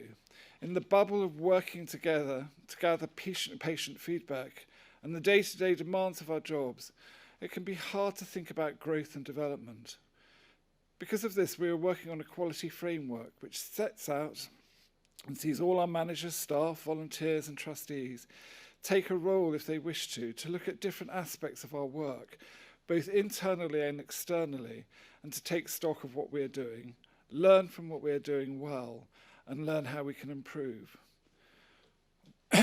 We're pleased that when it comes to our commissioned work, we are working on longer-term relationships now with many health and social care trusts and bodies, so that we can work in more detail on more projects for more time to ensure better care and support for the people of Norfolk. Before we look ahead, there's now a chance for you to recap some of our efforts as we condense 12 months' work into around 7 minutes with this video of the year. Bringing health and social care together. The new system, overseeing both, aims to do this and ensure there's a closer working relationship, which should mean better care and support for all of us. Healthwatch Norfolk's statutory role is to ensure the voice of the patient is at the core of this, taking your views, ensuring they're passed to those who make the decisions and, when necessary, holding bosses to account. We've done that this year. Dentistry and the difficulty of getting NHS non-emergency care made up just over half of all our inquiries. We ensured the breadth of concern was reported to health leaders on a local, regional and national level, including sharing it with the government's Health Select Committee. This remains a priority for us and we'll be ensuring progress is made on dealing with this huge gap in care, now that responsibility for dentistry rests at a local level. The future of the Norwich Walk-in Centre was also a major worry for many. While we accept that services need to be renewed and revised regularly, we highlighted flaws in the way the consultation was carried out, a view supported by the local community and many of those working within health care. Indeed, the walk-in centre was something we did some work on ourselves during the year, talking to patients and understanding what worked well and what could be improved. Around 250 people a day use it, and we discovered a need for more clinics, better communication about its work, and improved partnerships with GPs to share records and therefore enhance treatment. Better communication has been a key thread of what we've been finding out. We worked with the Queen Elizabeth Hospital in Kings Lynn to help them enhance the way they communicate with their communities, whether around appointments or future developments at the site. We also contacted all the health trusts with responsibility for Norfolk to find out about the efforts they make to ensure their communications are accessible. The results varied, some doing a lot of work on it already, while others saying there were still improvements to make. Our engagement also revealed there was work to do around translation for those patients who didn't speak English. The NHS is promising all patients better digital access to care by the end of 2024 for those who want it. We asked patients and healthcare professionals about their experiences so far, and the findings included clearer information about the digital systems out there, better promotion of them, and also tidying up the footfall system to make it clearer for those practices who use it. We completed the first 12 months of a 3-year programme to evaluate the transformation of community mental health. 5 different groups of people were engaged with, including adults severely affected by mental illness, their carers and support staff, voluntary organisations and care employees. Among the initial outcomes were people wanting to see greater trust, continuity around their care, and making sure carers are part of these discussions as well so they can give appropriate support. Where things are working well, they need to be communicated better, and there was also a feeling that more involvement in shaping services was needed from the voluntary sector. Ways of preventing people in Norfolk needing health and social care were also investigated. We found a number of ways of helping with this, including the use of technology, more being done in the workplace around health and social care, making sure that messaging from health and social care is consistent and not just about pressures, and also to start prevention work at a young age. People with pressure ulcers and lower leg wounds and their carers took part in a series of interviews to find out about their experiences of care. We found better training and communication was needed, as well as a greater availability of knowledge and information about these conditions. We also evaluated the pilot Waiting Well project, which supports people waiting for orthopaedic surgery in parts of Norfolk, with help like home adaptations, physiotherapy and well-being support. The project got a mixed response, and we suggested more communication about it, including information leaflets and a follow-up process to ensure the Waiting Well support was received. And we worked with patient participation groups to find out what extra help they needed to support practices and help to be their face in the community. A number of recommendations were given to the Norfolk and Waveney ICB, which asked for the study, around extra help, including more communication, recognition of the role of PPGs, and a mechanism for recommendations they make to be taken forward. Our engagement team have been very busy. They've carried out at least 130 visits to GPs, dentists, pharmacies, libraries, community centres and major events to hear about people's experiences of health and social care. Talking to people face to face remains absolutely vital to ensure we're getting rich feedback about the care and support people are getting. The team also carried out a piece of targeted engagement at GP practices, visiting 50 across Norfolk. This gained an idea of the challenges being faced, and we published recommendations to improve things, including shorter waits on phones, the opportunity to share best practice between surgeries, and better communication and information sharing. Our signposting service remained busy as we helped 471 people with information, advice and support if they needed help with any aspect of health and social care. In addition, we received 2,656 reviews on our website about different providers. We also created digital information about a number of different subjects, including the progress of the Shared Care Record scheme, which means people across different hospitals and care settings have access to your information so you don't have to keep repeating yourself. The toolkit for PPGs, fire safety advice, information for carers, and a behind-the-scenes look at a pharmacy to understand the process from prescription to getting medication. The work doesn't stop there. In this new financial year, we've published reports on pharmacy care after visiting dozens across Norfolk, and also the My Views Matter report, looking at residential care for people with learning disabilities and autism. Alongside this, we've published initial findings of our 3 hospitals' 3 weeks engagement project, which saw us spending a week at each of our 3 acute hospitals. The Queen Elizabeth and James Paget Hospital reports are now published, with the Norfolk and Norwich one imminent, and an analysis of what we found across all 3 being released later in the autumn. Even though we're anticipating another busy 12 months, we still urge you to leave your feedback with us and share your experiences, face-to-face, by phone or online. We are here to listen and share your views with those shaping care across health and social care.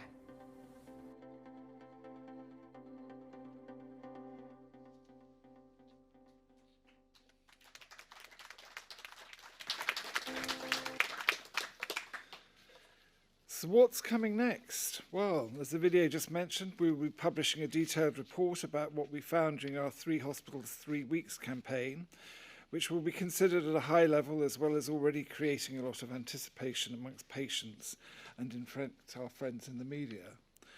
We're working closely with carers of those with serious mental illness on an action plan to ensure they're getting the help and support they need. We're working closely with people who have experienced the challenges of caring for their loved ones and those who work at a senior level of health and social care. We really do aim to make real change as we progress. And we've got some exciting work coming up, working on encouraging more young people to get involved with becoming hospital governors. We're working with some budding video producers and presenters to create some online video content, initially for the Queen Elizabeth Hospital, but the James Paget and the NNN, rest assured, will be coming after you soon. What we hope to achieve here is to get further insight on how young people can play a part as volunteers and perhaps employees of the future. The other interesting thing to think about there is the impact that new hospital builds might have on young people and what they might want to see as things move forward. Our ongoing work is continuing around mental health care in the community and ensuring people who can use them are aware of the digital tools that can exist and can assist their care. After 10 years, we felt that the Healthwatch Norfolk website needed refreshing and redesigning. That's been currently worked on now and will go live this autumn with a more streamlined design which will make it easier for people to leave their feedback and get access to the information that they need. And we're going to formally acknowledge those partners who work with us regularly with the new accreditation, so patients know that they're partnering with us to ensure that their feedback is being gathered and listened to. All 3 of our acute hospitals, the surgeries, pharmacies, care settings and other organisations we work with will regularly will receive this recognition. We also want to continue hearing from you, as it's important that you tell us what's working well and what could be improved so we can let the decision makers know. Talking of working with partners, the new Patient Safety Instant Response Framework, or PSIRF for short, is something we all need to be aware of.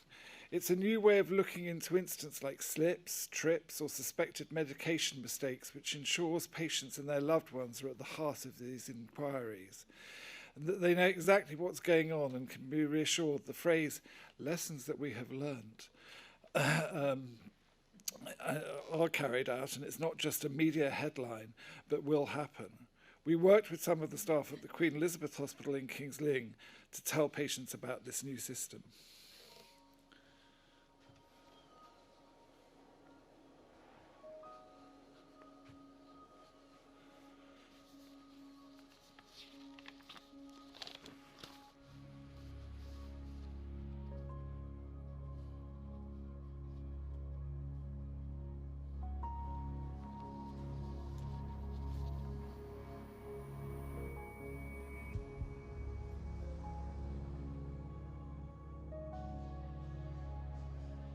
The NHS is changing the way it works when it responds to an incident involving patient safety. Patients and their loved ones will be at the heart of this. Me, I've been on a long journey with this. I worked with NHS England and NHS Improvement as we were thinking about the idea. So it's really great to see the culmination of it. It is about changing the way we do things and making sure we're open, transparent, honest, and a no-blame culture for patients. PSERF is the new framework that will look at incidents and investigate it, and I think it will mean for the patients that they're a bit more involved in the investigation process and feel like they're a bit more involved in it. So we're all really excited about PSERF because there's been a real shift in emphasis now onto learning from patient safety events and really knowing what to do with that learning knowledge and improving our care. It's a big change. It's not limited to just my division. It's going to affect the whole of the trust, every trust, and it's a fresh eye approach to how investigations are actually conducted. Quality and safety is very much at the forefront of what we're trying to achieve, and a fresh eye system-based approach such as PSERF, we hope that that will address the issues that we're facing. The key pillar of change there is a focus on improvement and a focus on compassionate engagement with that patient, but not limited to that patient. That also includes any partners, families, because often they're the second victims. They get to sort of have that sense that they've been part of the process, and they know that nothing really has been kept from them because they're always informed, so they know that they've had a good impact and good input into the situation. Yeah, it puts a lot of pressure on nurses to be, because you feel like you're the sole person responsible for your patients. So it's fantastic to know that this is coming in to sort of share the responsibility. Like, it's not just one person, it's the whole team. Then patients should be front and centre of that. They should be involved in every aspect of it, whether it's the investigation, finding out the various details of what happened, what we can learn, and then how we're going to implement the changes that will help, prevent any future instances from happening again. There shouldn't be a blame culture within the NHS, really. And learning as well. Every day is a learning day, so we always learn and feed that back to staff. The focus should always be learning from the event, not trying to blame someone. We're all here to develop professionally and personally. Even though we're qualified in our field of work, there's always scope for learning, improving. Looking at compassionately about when things have gone wrong and being respectful and empathetic to everybody involved, and everybody learning from incidences that happen. It creates to involve everybody, really, because everyone's responsibility at the end of the day: patient safety, patient care. Prevention is always better than reacting to an issue when it happens. We would like to identify any issues ahead of time so that we can avoid any potential incidents in the future. Prevention is always better than treatment. It's about listening, acting, and involving. We have a duty of candour, which we're very proud of, that we take great care in having openness and transparency with our service users and their families to explain what went wrong and to give them answers, which I think is really, really important. But it's about extending that now to a wider stakeholder group and bringing in more people and having experts round the table so that we've got a much more robust, meaningful system. We will make sure that we have patient representatives from our communities as we're doing investigations or as we're reviewing issues that have occurred, and that will be a huge change for many, many people. To find out more, log on to www.healthwatchnorfolk.co.uk/PSER.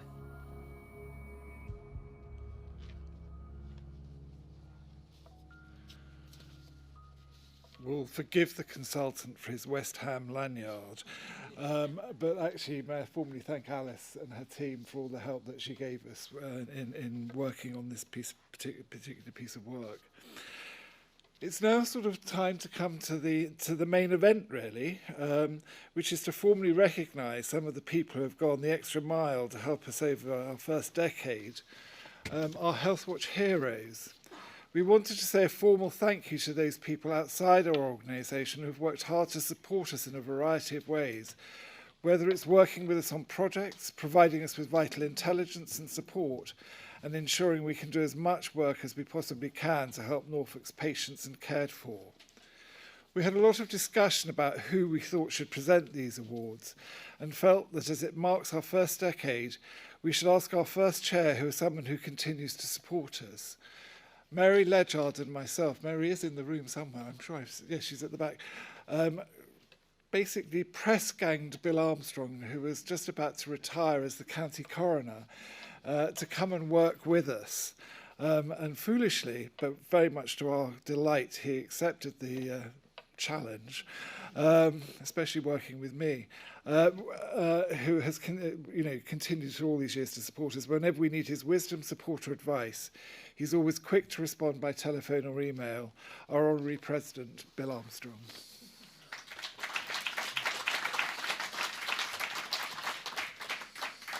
Thank you, Alex.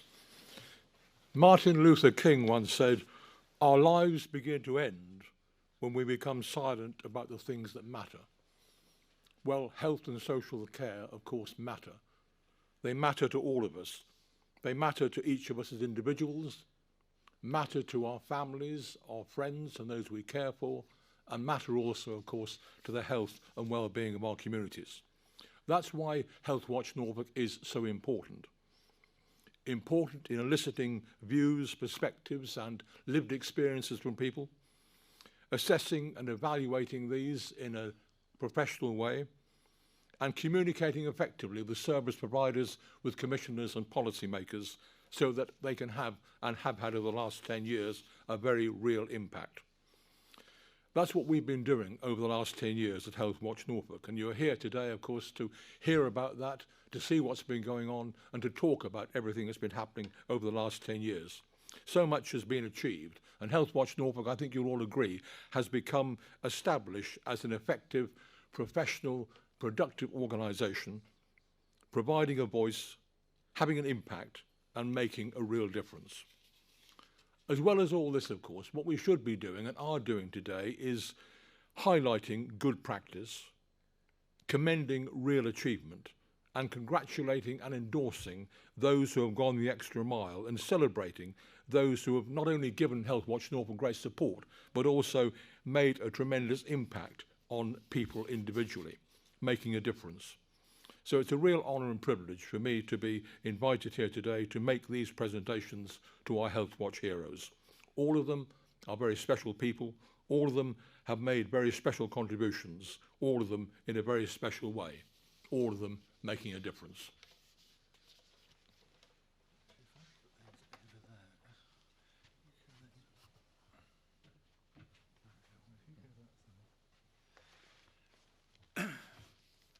Firstly, we wanted to say a big thank you to someone who we've worked with very closely during Healthwatch Norfolk's first decade. As the county's Director of Public Health, Dr. Louise Smith has been so important for our work. She's worked behind the scenes tirelessly with us, helping shape our priorities and ensuring we dovetail in what work is being done by public health, while also ensuring we fulfil our core roles of helping patients get access to the information they need when we need to, and indeed holding the system to account. So Louise, there's going to be a short video, and then... Louise Smith was Director of Public Health for Norfolk from 2015 to early 2023, and felt Healthwatch Norfolk's value was in making sure patients could share their views and experiences. The whole point of health and social care services is for the people that are receiving them. So having people's voice and hearing about their experiences is absolutely vital to planning and delivering any kind of health or social care service. This meant working with Healthwatch in a number of different ways. Firstly, as partners in planning the whole system, we only make services good by working together, and they were an important and representative of service users around the table. And there were some big campaigns that we worked on together. An obvious one from a prevention perspective is getting everybody to have their vaccination. And the comms and hearing the concerns that people have back, allowing us to answer the questions that people had about being vaccinated was a really important part of encouraging everybody to take up the vaccination. And there were other projects too. A specific project for us was we asked Healthwatch to look into the health checks services that we offer. So we offer a check for people who think that they're healthy and in middle age, after the age of 40, to look to see if there are any things that they need to do to improve their health and prevent long-term health conditions like heart disease. Her ongoing knowledge, support and advice meant she was a definite choice for a Healthwatch Hero Award. It's absolutely lovely, and we worked so hard together, particularly through things like the COVID pandemic. So as a reflection and a memento and a thanks, it's really appreciated by me, but also all the people that I worked with, the public health team, because it really is a team effort.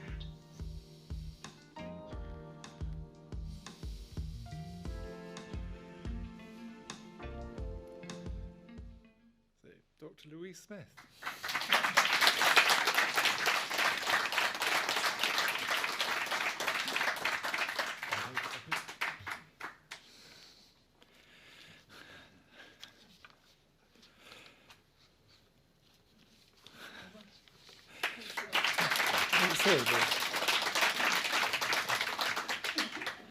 Louise Smith. Our next recipient is somebody who I have been known to have the occasional drink with in the north of the county, as she lives in the next village to me, and her sister lives in the same village as me.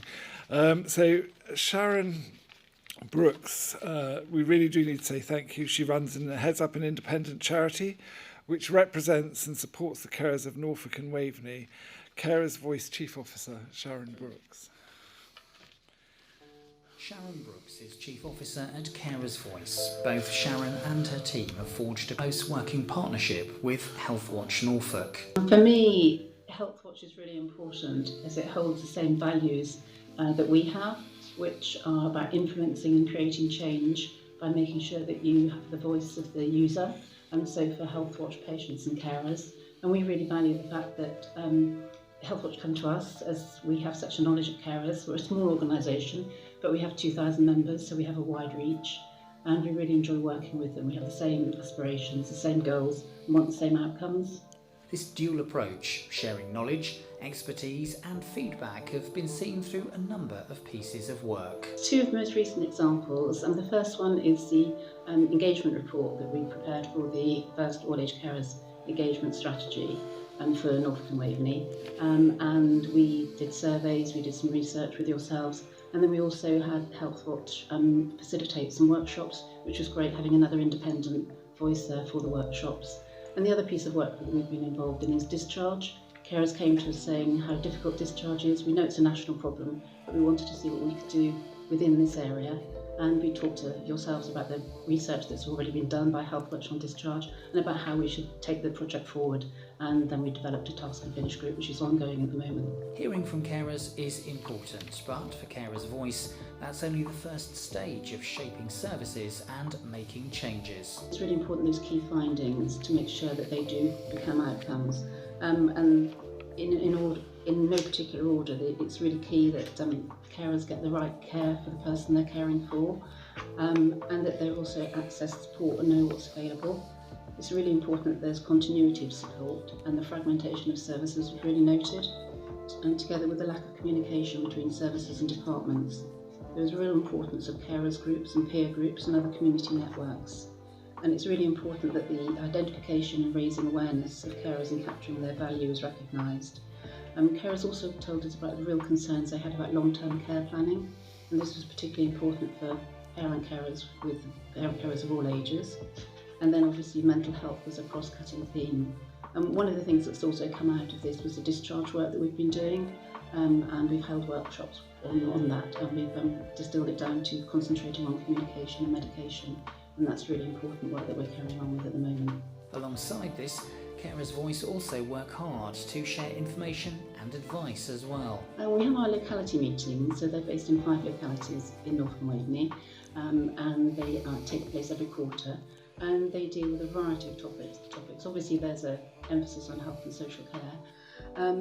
We also worked with Healthwatch recently on this serious mental illness campaign and that project, and that's been really important to us, and it's the same, similar values as well, and we appreciate the importance of carers that Healthwatch placed on that project and getting the feedback direct from carers. The live events are great. We do some live events ourselves, but we also really value going to other live events. But the other events, such as Live East in Boston, that was a really good event that we really like getting out, being able to meet people on a one-to-one basis and a face-to-face, which has been great after having had so many meetings on Zoom. So we're really proud about having co-produced the work on the Carers Identity Passport. And it's very important now that carers can be identified in healthcare settings. We've had really good support from Healthwatch on this. And now it's being rolled out to GPs, social prescribers, pharmacists, optometrists, dentists, and OTs. So it's really important that the knowledge of the Carers Identity Passport is growing. This is just a snapshot of the work being done by Sharon and her team. It's this vital support and help to Norfolk's network of carers that helped us decide Sharon should be awarded the title Healthwatch Hero. I really value getting the award from Healthwatch. It's an organisation that I respect very much. I would like to say though that I think anything I achieve has only been because of the support of the Carers Voice team.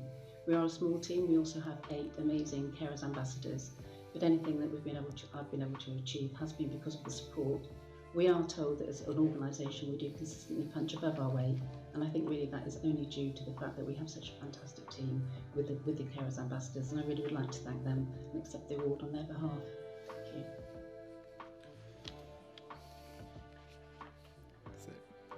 May I introduce Sharon Brooks.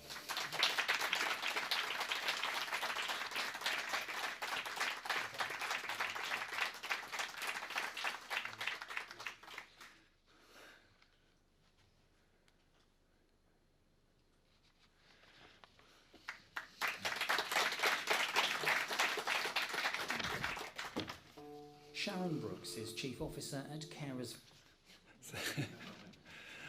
Our next recipient actually can't be here. He's decided he'd rather be on holiday in Spain. And you kind of can't blame him because I think it's about 28 degrees there today. But it's Tony Edwards who volunteered with us to help with the My Views Matter report, which looked into people with learning disabilities and autism, and it was working around the campaign that we did visiting residential settings. As this video shows, his enthusiasm and passion when helping us has been limitless.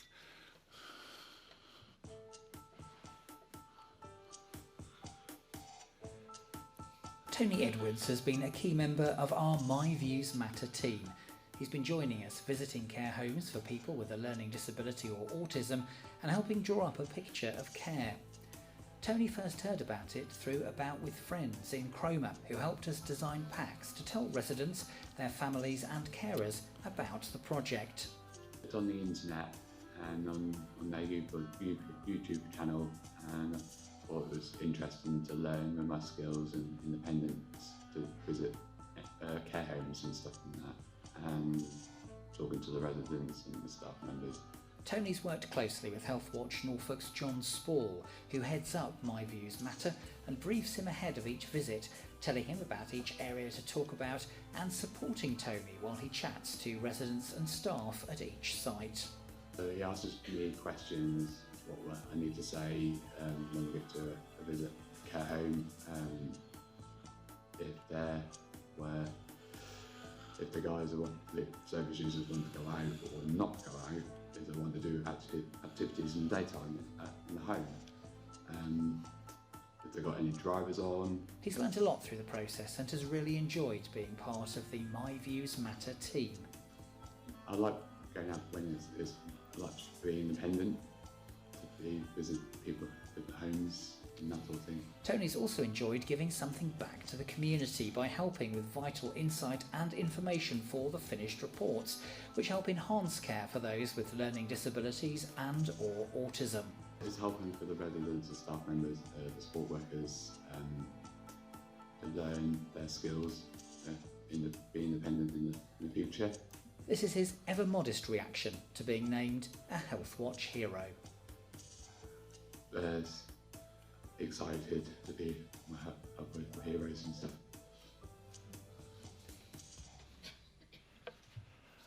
As I said, Tony couldn't be here because he's in Spain with fellow members of the About With Friends Club from Cromer. And our chair, Patrick Peel, in his role as Deputy Lord Lieutenant, handed over the award at a ceremony at About With Friends in Cromer. And his friends and colleagues then had held a celebratory tea party. Our next award goes to two individuals who, when they first approached us to talk about something called liothyronine, not only did I not have a clue what it was, I didn't even know how to pronounce it, but they very kindly coached both Judith Sharp and myself through the vagaries of thyrotoxicosis and various other things related to the thyroid gland. And their endeavour was to actually ensure that people who were entitled and needed certain drugs actually got them. It was something that was what was called double red tagged, which meant that it was virtually, it was like getting into Alcatraz or getting out of Alcatraz in order to get a prescription for it. And ironically, the drug, you could buy 28 tablets for something like £22 in Dublin, or in Cyprus, or in Greece. And it was something like £780 for the same prescription in England. So it was a complete travesty of justice, really. Both Tracy and Tara succeeded in ensuring the people of Norfolk are able now to access this drug. But not only have they done that, they're actually campaigning nationally in order to ensure that every other person who is suffering from this thyroid condition receives an equitable service.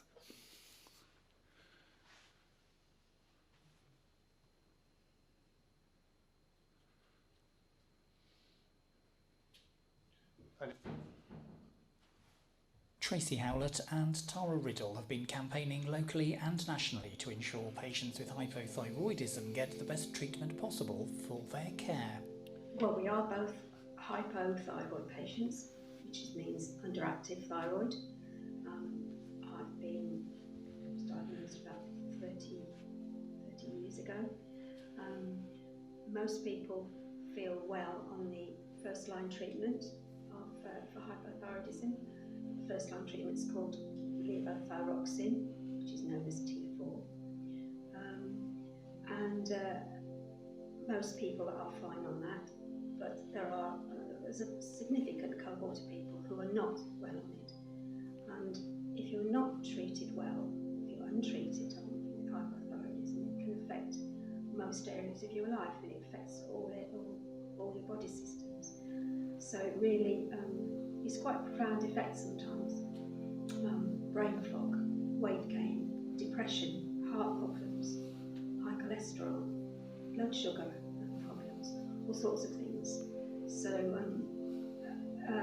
it's really something that I think a lot of people don't realise how much the thyroid can affect your life, and it seems as though it's going to be easily treated, but it's not always the case.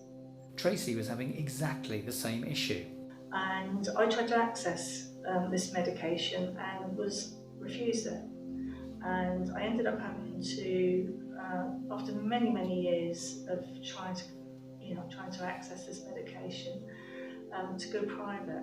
But the reason that this medication is refused to thyroid patients was because of the pharmaceutical company who was making the medication. It's a thyroid hormone.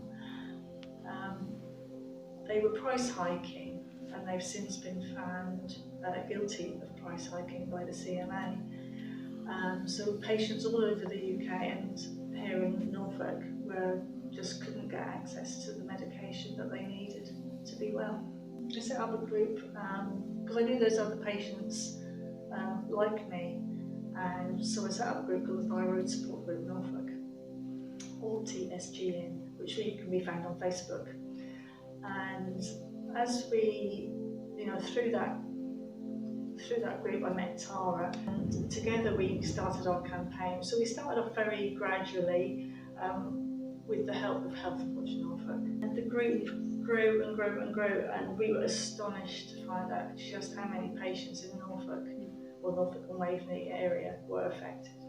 Quite soon after our group started, we learned about Healthwatch and went along to the AGM and approached them there, and they showed an interest. So they helped us sort of navigate the commissioning services, who to speak to.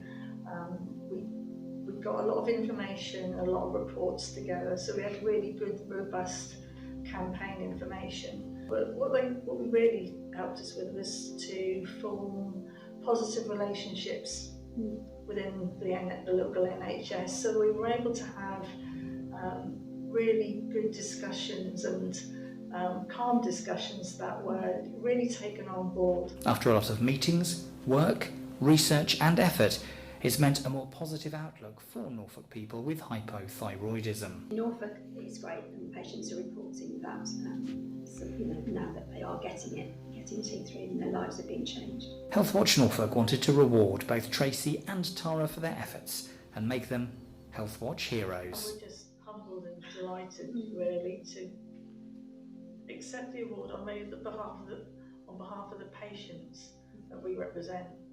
Because it's not just us. I know we've sort of done the hard work. But it wasn't just for us. There were so many people out there who needed help. We were astounded when we first heard the news, but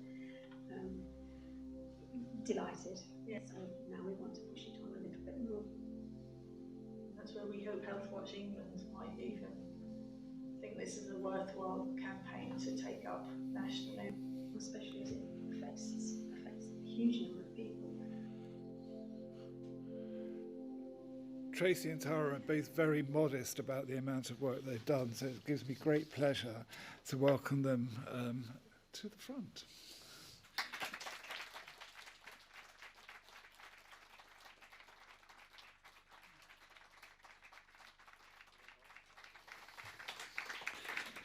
Thank you so much. You've got to stand and have your photograph taken now.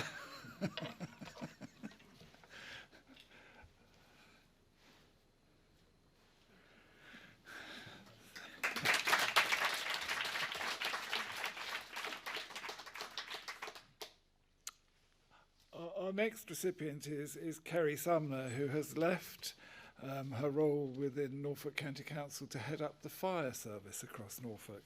Unfortunately, she can't be with us today as she has got other work commitments, but she joined us in our offices a few days ago to receive her award. Tracy Howlett and Tara We're consistent. Has worked with Healthwatch Norfolk since it began, helping to advise and support the organisation as the County Council's Director of Community Information and Learning, and more recently as Norfolk Fire Service's Chief Fire Officer and Director. This has meant helping with a wide range of the organisation's projects. Well, it's so far-ranging, the amount of different areas that Healthwatch get involved in, and primarily, of course, they are there to represent the voice of users of health and social care across Norfolk, and particularly to have a voice for those seldom heard groups or groups that might not usually be picked up in terms of looking at requirements and needs for service. So there's that side of things, but also I think the proactive and innovative work Healthwatch have done to take forward information provision, making sure that people are aware of their own health, where they can access services, the signposting side of things. I think they've really made great strides around that. This has encompassed a wide range of different areas of health and care, and Kerry highlights some of the projects she's supported us with and which we helped supply data and feedback to for decision makers. During the pandemic, the Healthwatch team were incredibly proactive. They joined in some of the wider public sector networks of how do we support our most vulnerable residents, how do we get information to them, and how do we help people make sense of all of the different messages that were out there during that time. and also some really proactive work to support groups with different language requirements. And again, that carried through when we had our Ukrainian guests coming to live in Norfolk. Healthwatch were one of the first organisations to translate a whole range of health information into Ukrainian and related languages so that people could understand that and access those vital services as they came to the country. But I know there's also been some really fantastic work over the years around looking into the needs of veterans, the needs of disabled service users, and particularly outcomes for looked after children and adopted children are some of the things that spring to mind immediately. In the last year, Healthwatch Norfolk and Norfolk Fire and Rescue Service have also forged closer links to share and distribute safety information. I joined Norfolk Fire and Rescue just over a year ago now. A fantastic organisation to be part of, and very privileged to have the role of Chief Fire Officer, and realised straight away how we could utilise some of the existing capabilities of Healthwatch, some of the networks to really promote some of the wider messages around safety and wellbeing, again for our more vulnerable residents, those that are more at risk of fire, maybe have mobility issues, maybe are having care support within the home, and looking at how we could really get those messages out to people and extend our work there. So, really happy to be able to continue that relationship with Healthwatch and utilise the skills and the tools that you have available. A wide range of work, and Kerry's been a vital bridge between Healthwatch Norfolk and other organisations, ensuring a free flow of data which can, in turn, help enhance and improve services for the people of Norfolk, which is why we named her a Healthwatch hero. I was surprised and delighted to be named as a Healthwatch hero. Absolutely wasn't expecting it, but very honoured to get the award. Worked with Alex and the team from day one, pretty much, when Healthwatch was set up back in the day, and it's been great to be part of that journey, to see the evolution and to see the strength of Healthwatch nationally, but also the proactive approach taken here in Norfolk.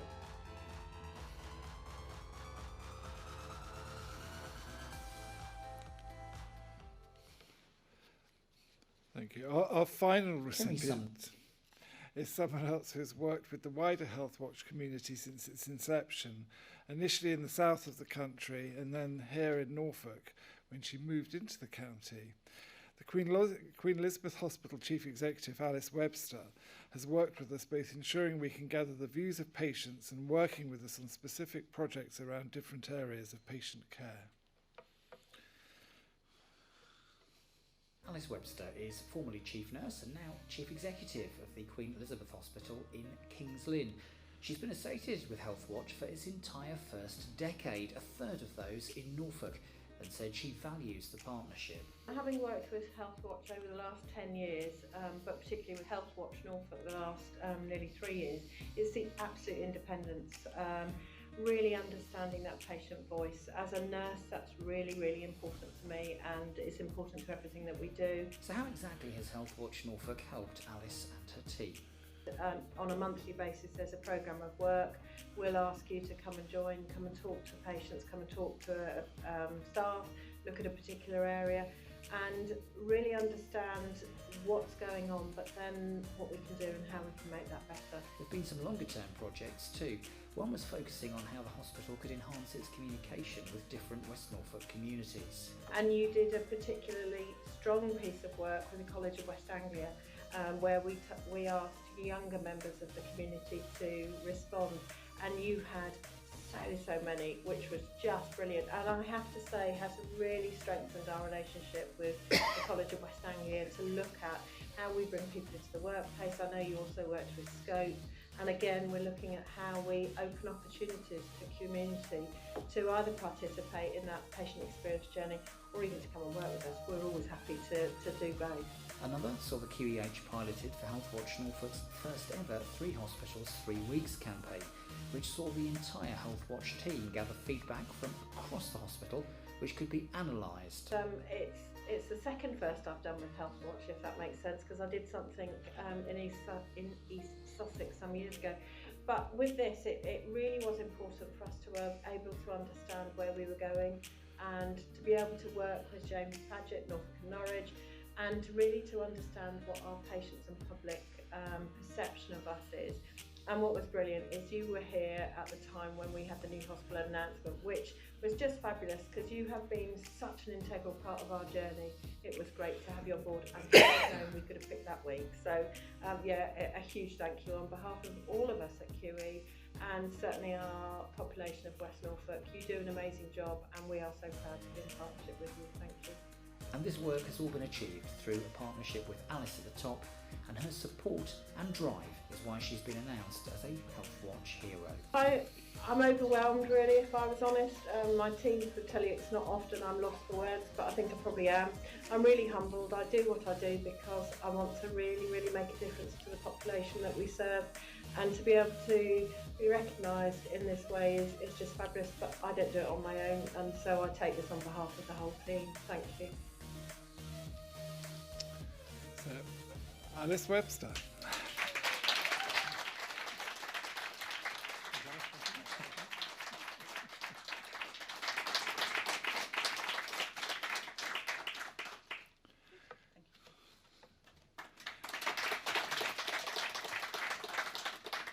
So you'll be pleased to know we're coming to a close, but I just want to thank you all again and all the recipients. If you'd like to see more about their work, there will be some extended videos, including a full report on Tracy and Tara's battle to secure a fair deal for hypothyroidism patients, and they'll be up on the Healthwatch Norfolk YouTube site later. Before we enjoy some lunch, can I say thank you very much to Bill Armstrong for joining us today to present the awards and for his continuing support. I'd like to make additional thanks to Norwich Live Streaming and Saturn AV, who have worked hard today to bring together the technical side of the event, along with the forum team, and to Andy Higgins, who's provided the BSL interpretation for this event today, and also continues to support both us and other Healthwatch around the country to be as accessible as possible. Thank you, Andy.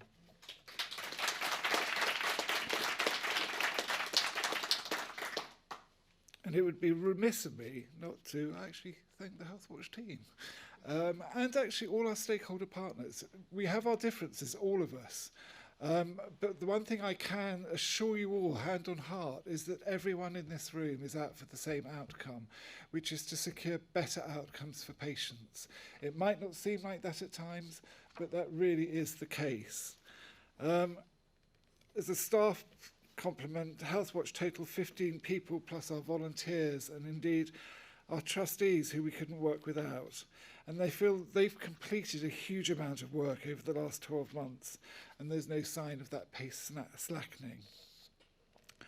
Finally, thank you all for coming, and to everyone who's got in touch with us over the last 12 months. Without those experiences, information and support, we could not do what we do. Thank you again for all attending Healthwatch Norfolk Live 2023.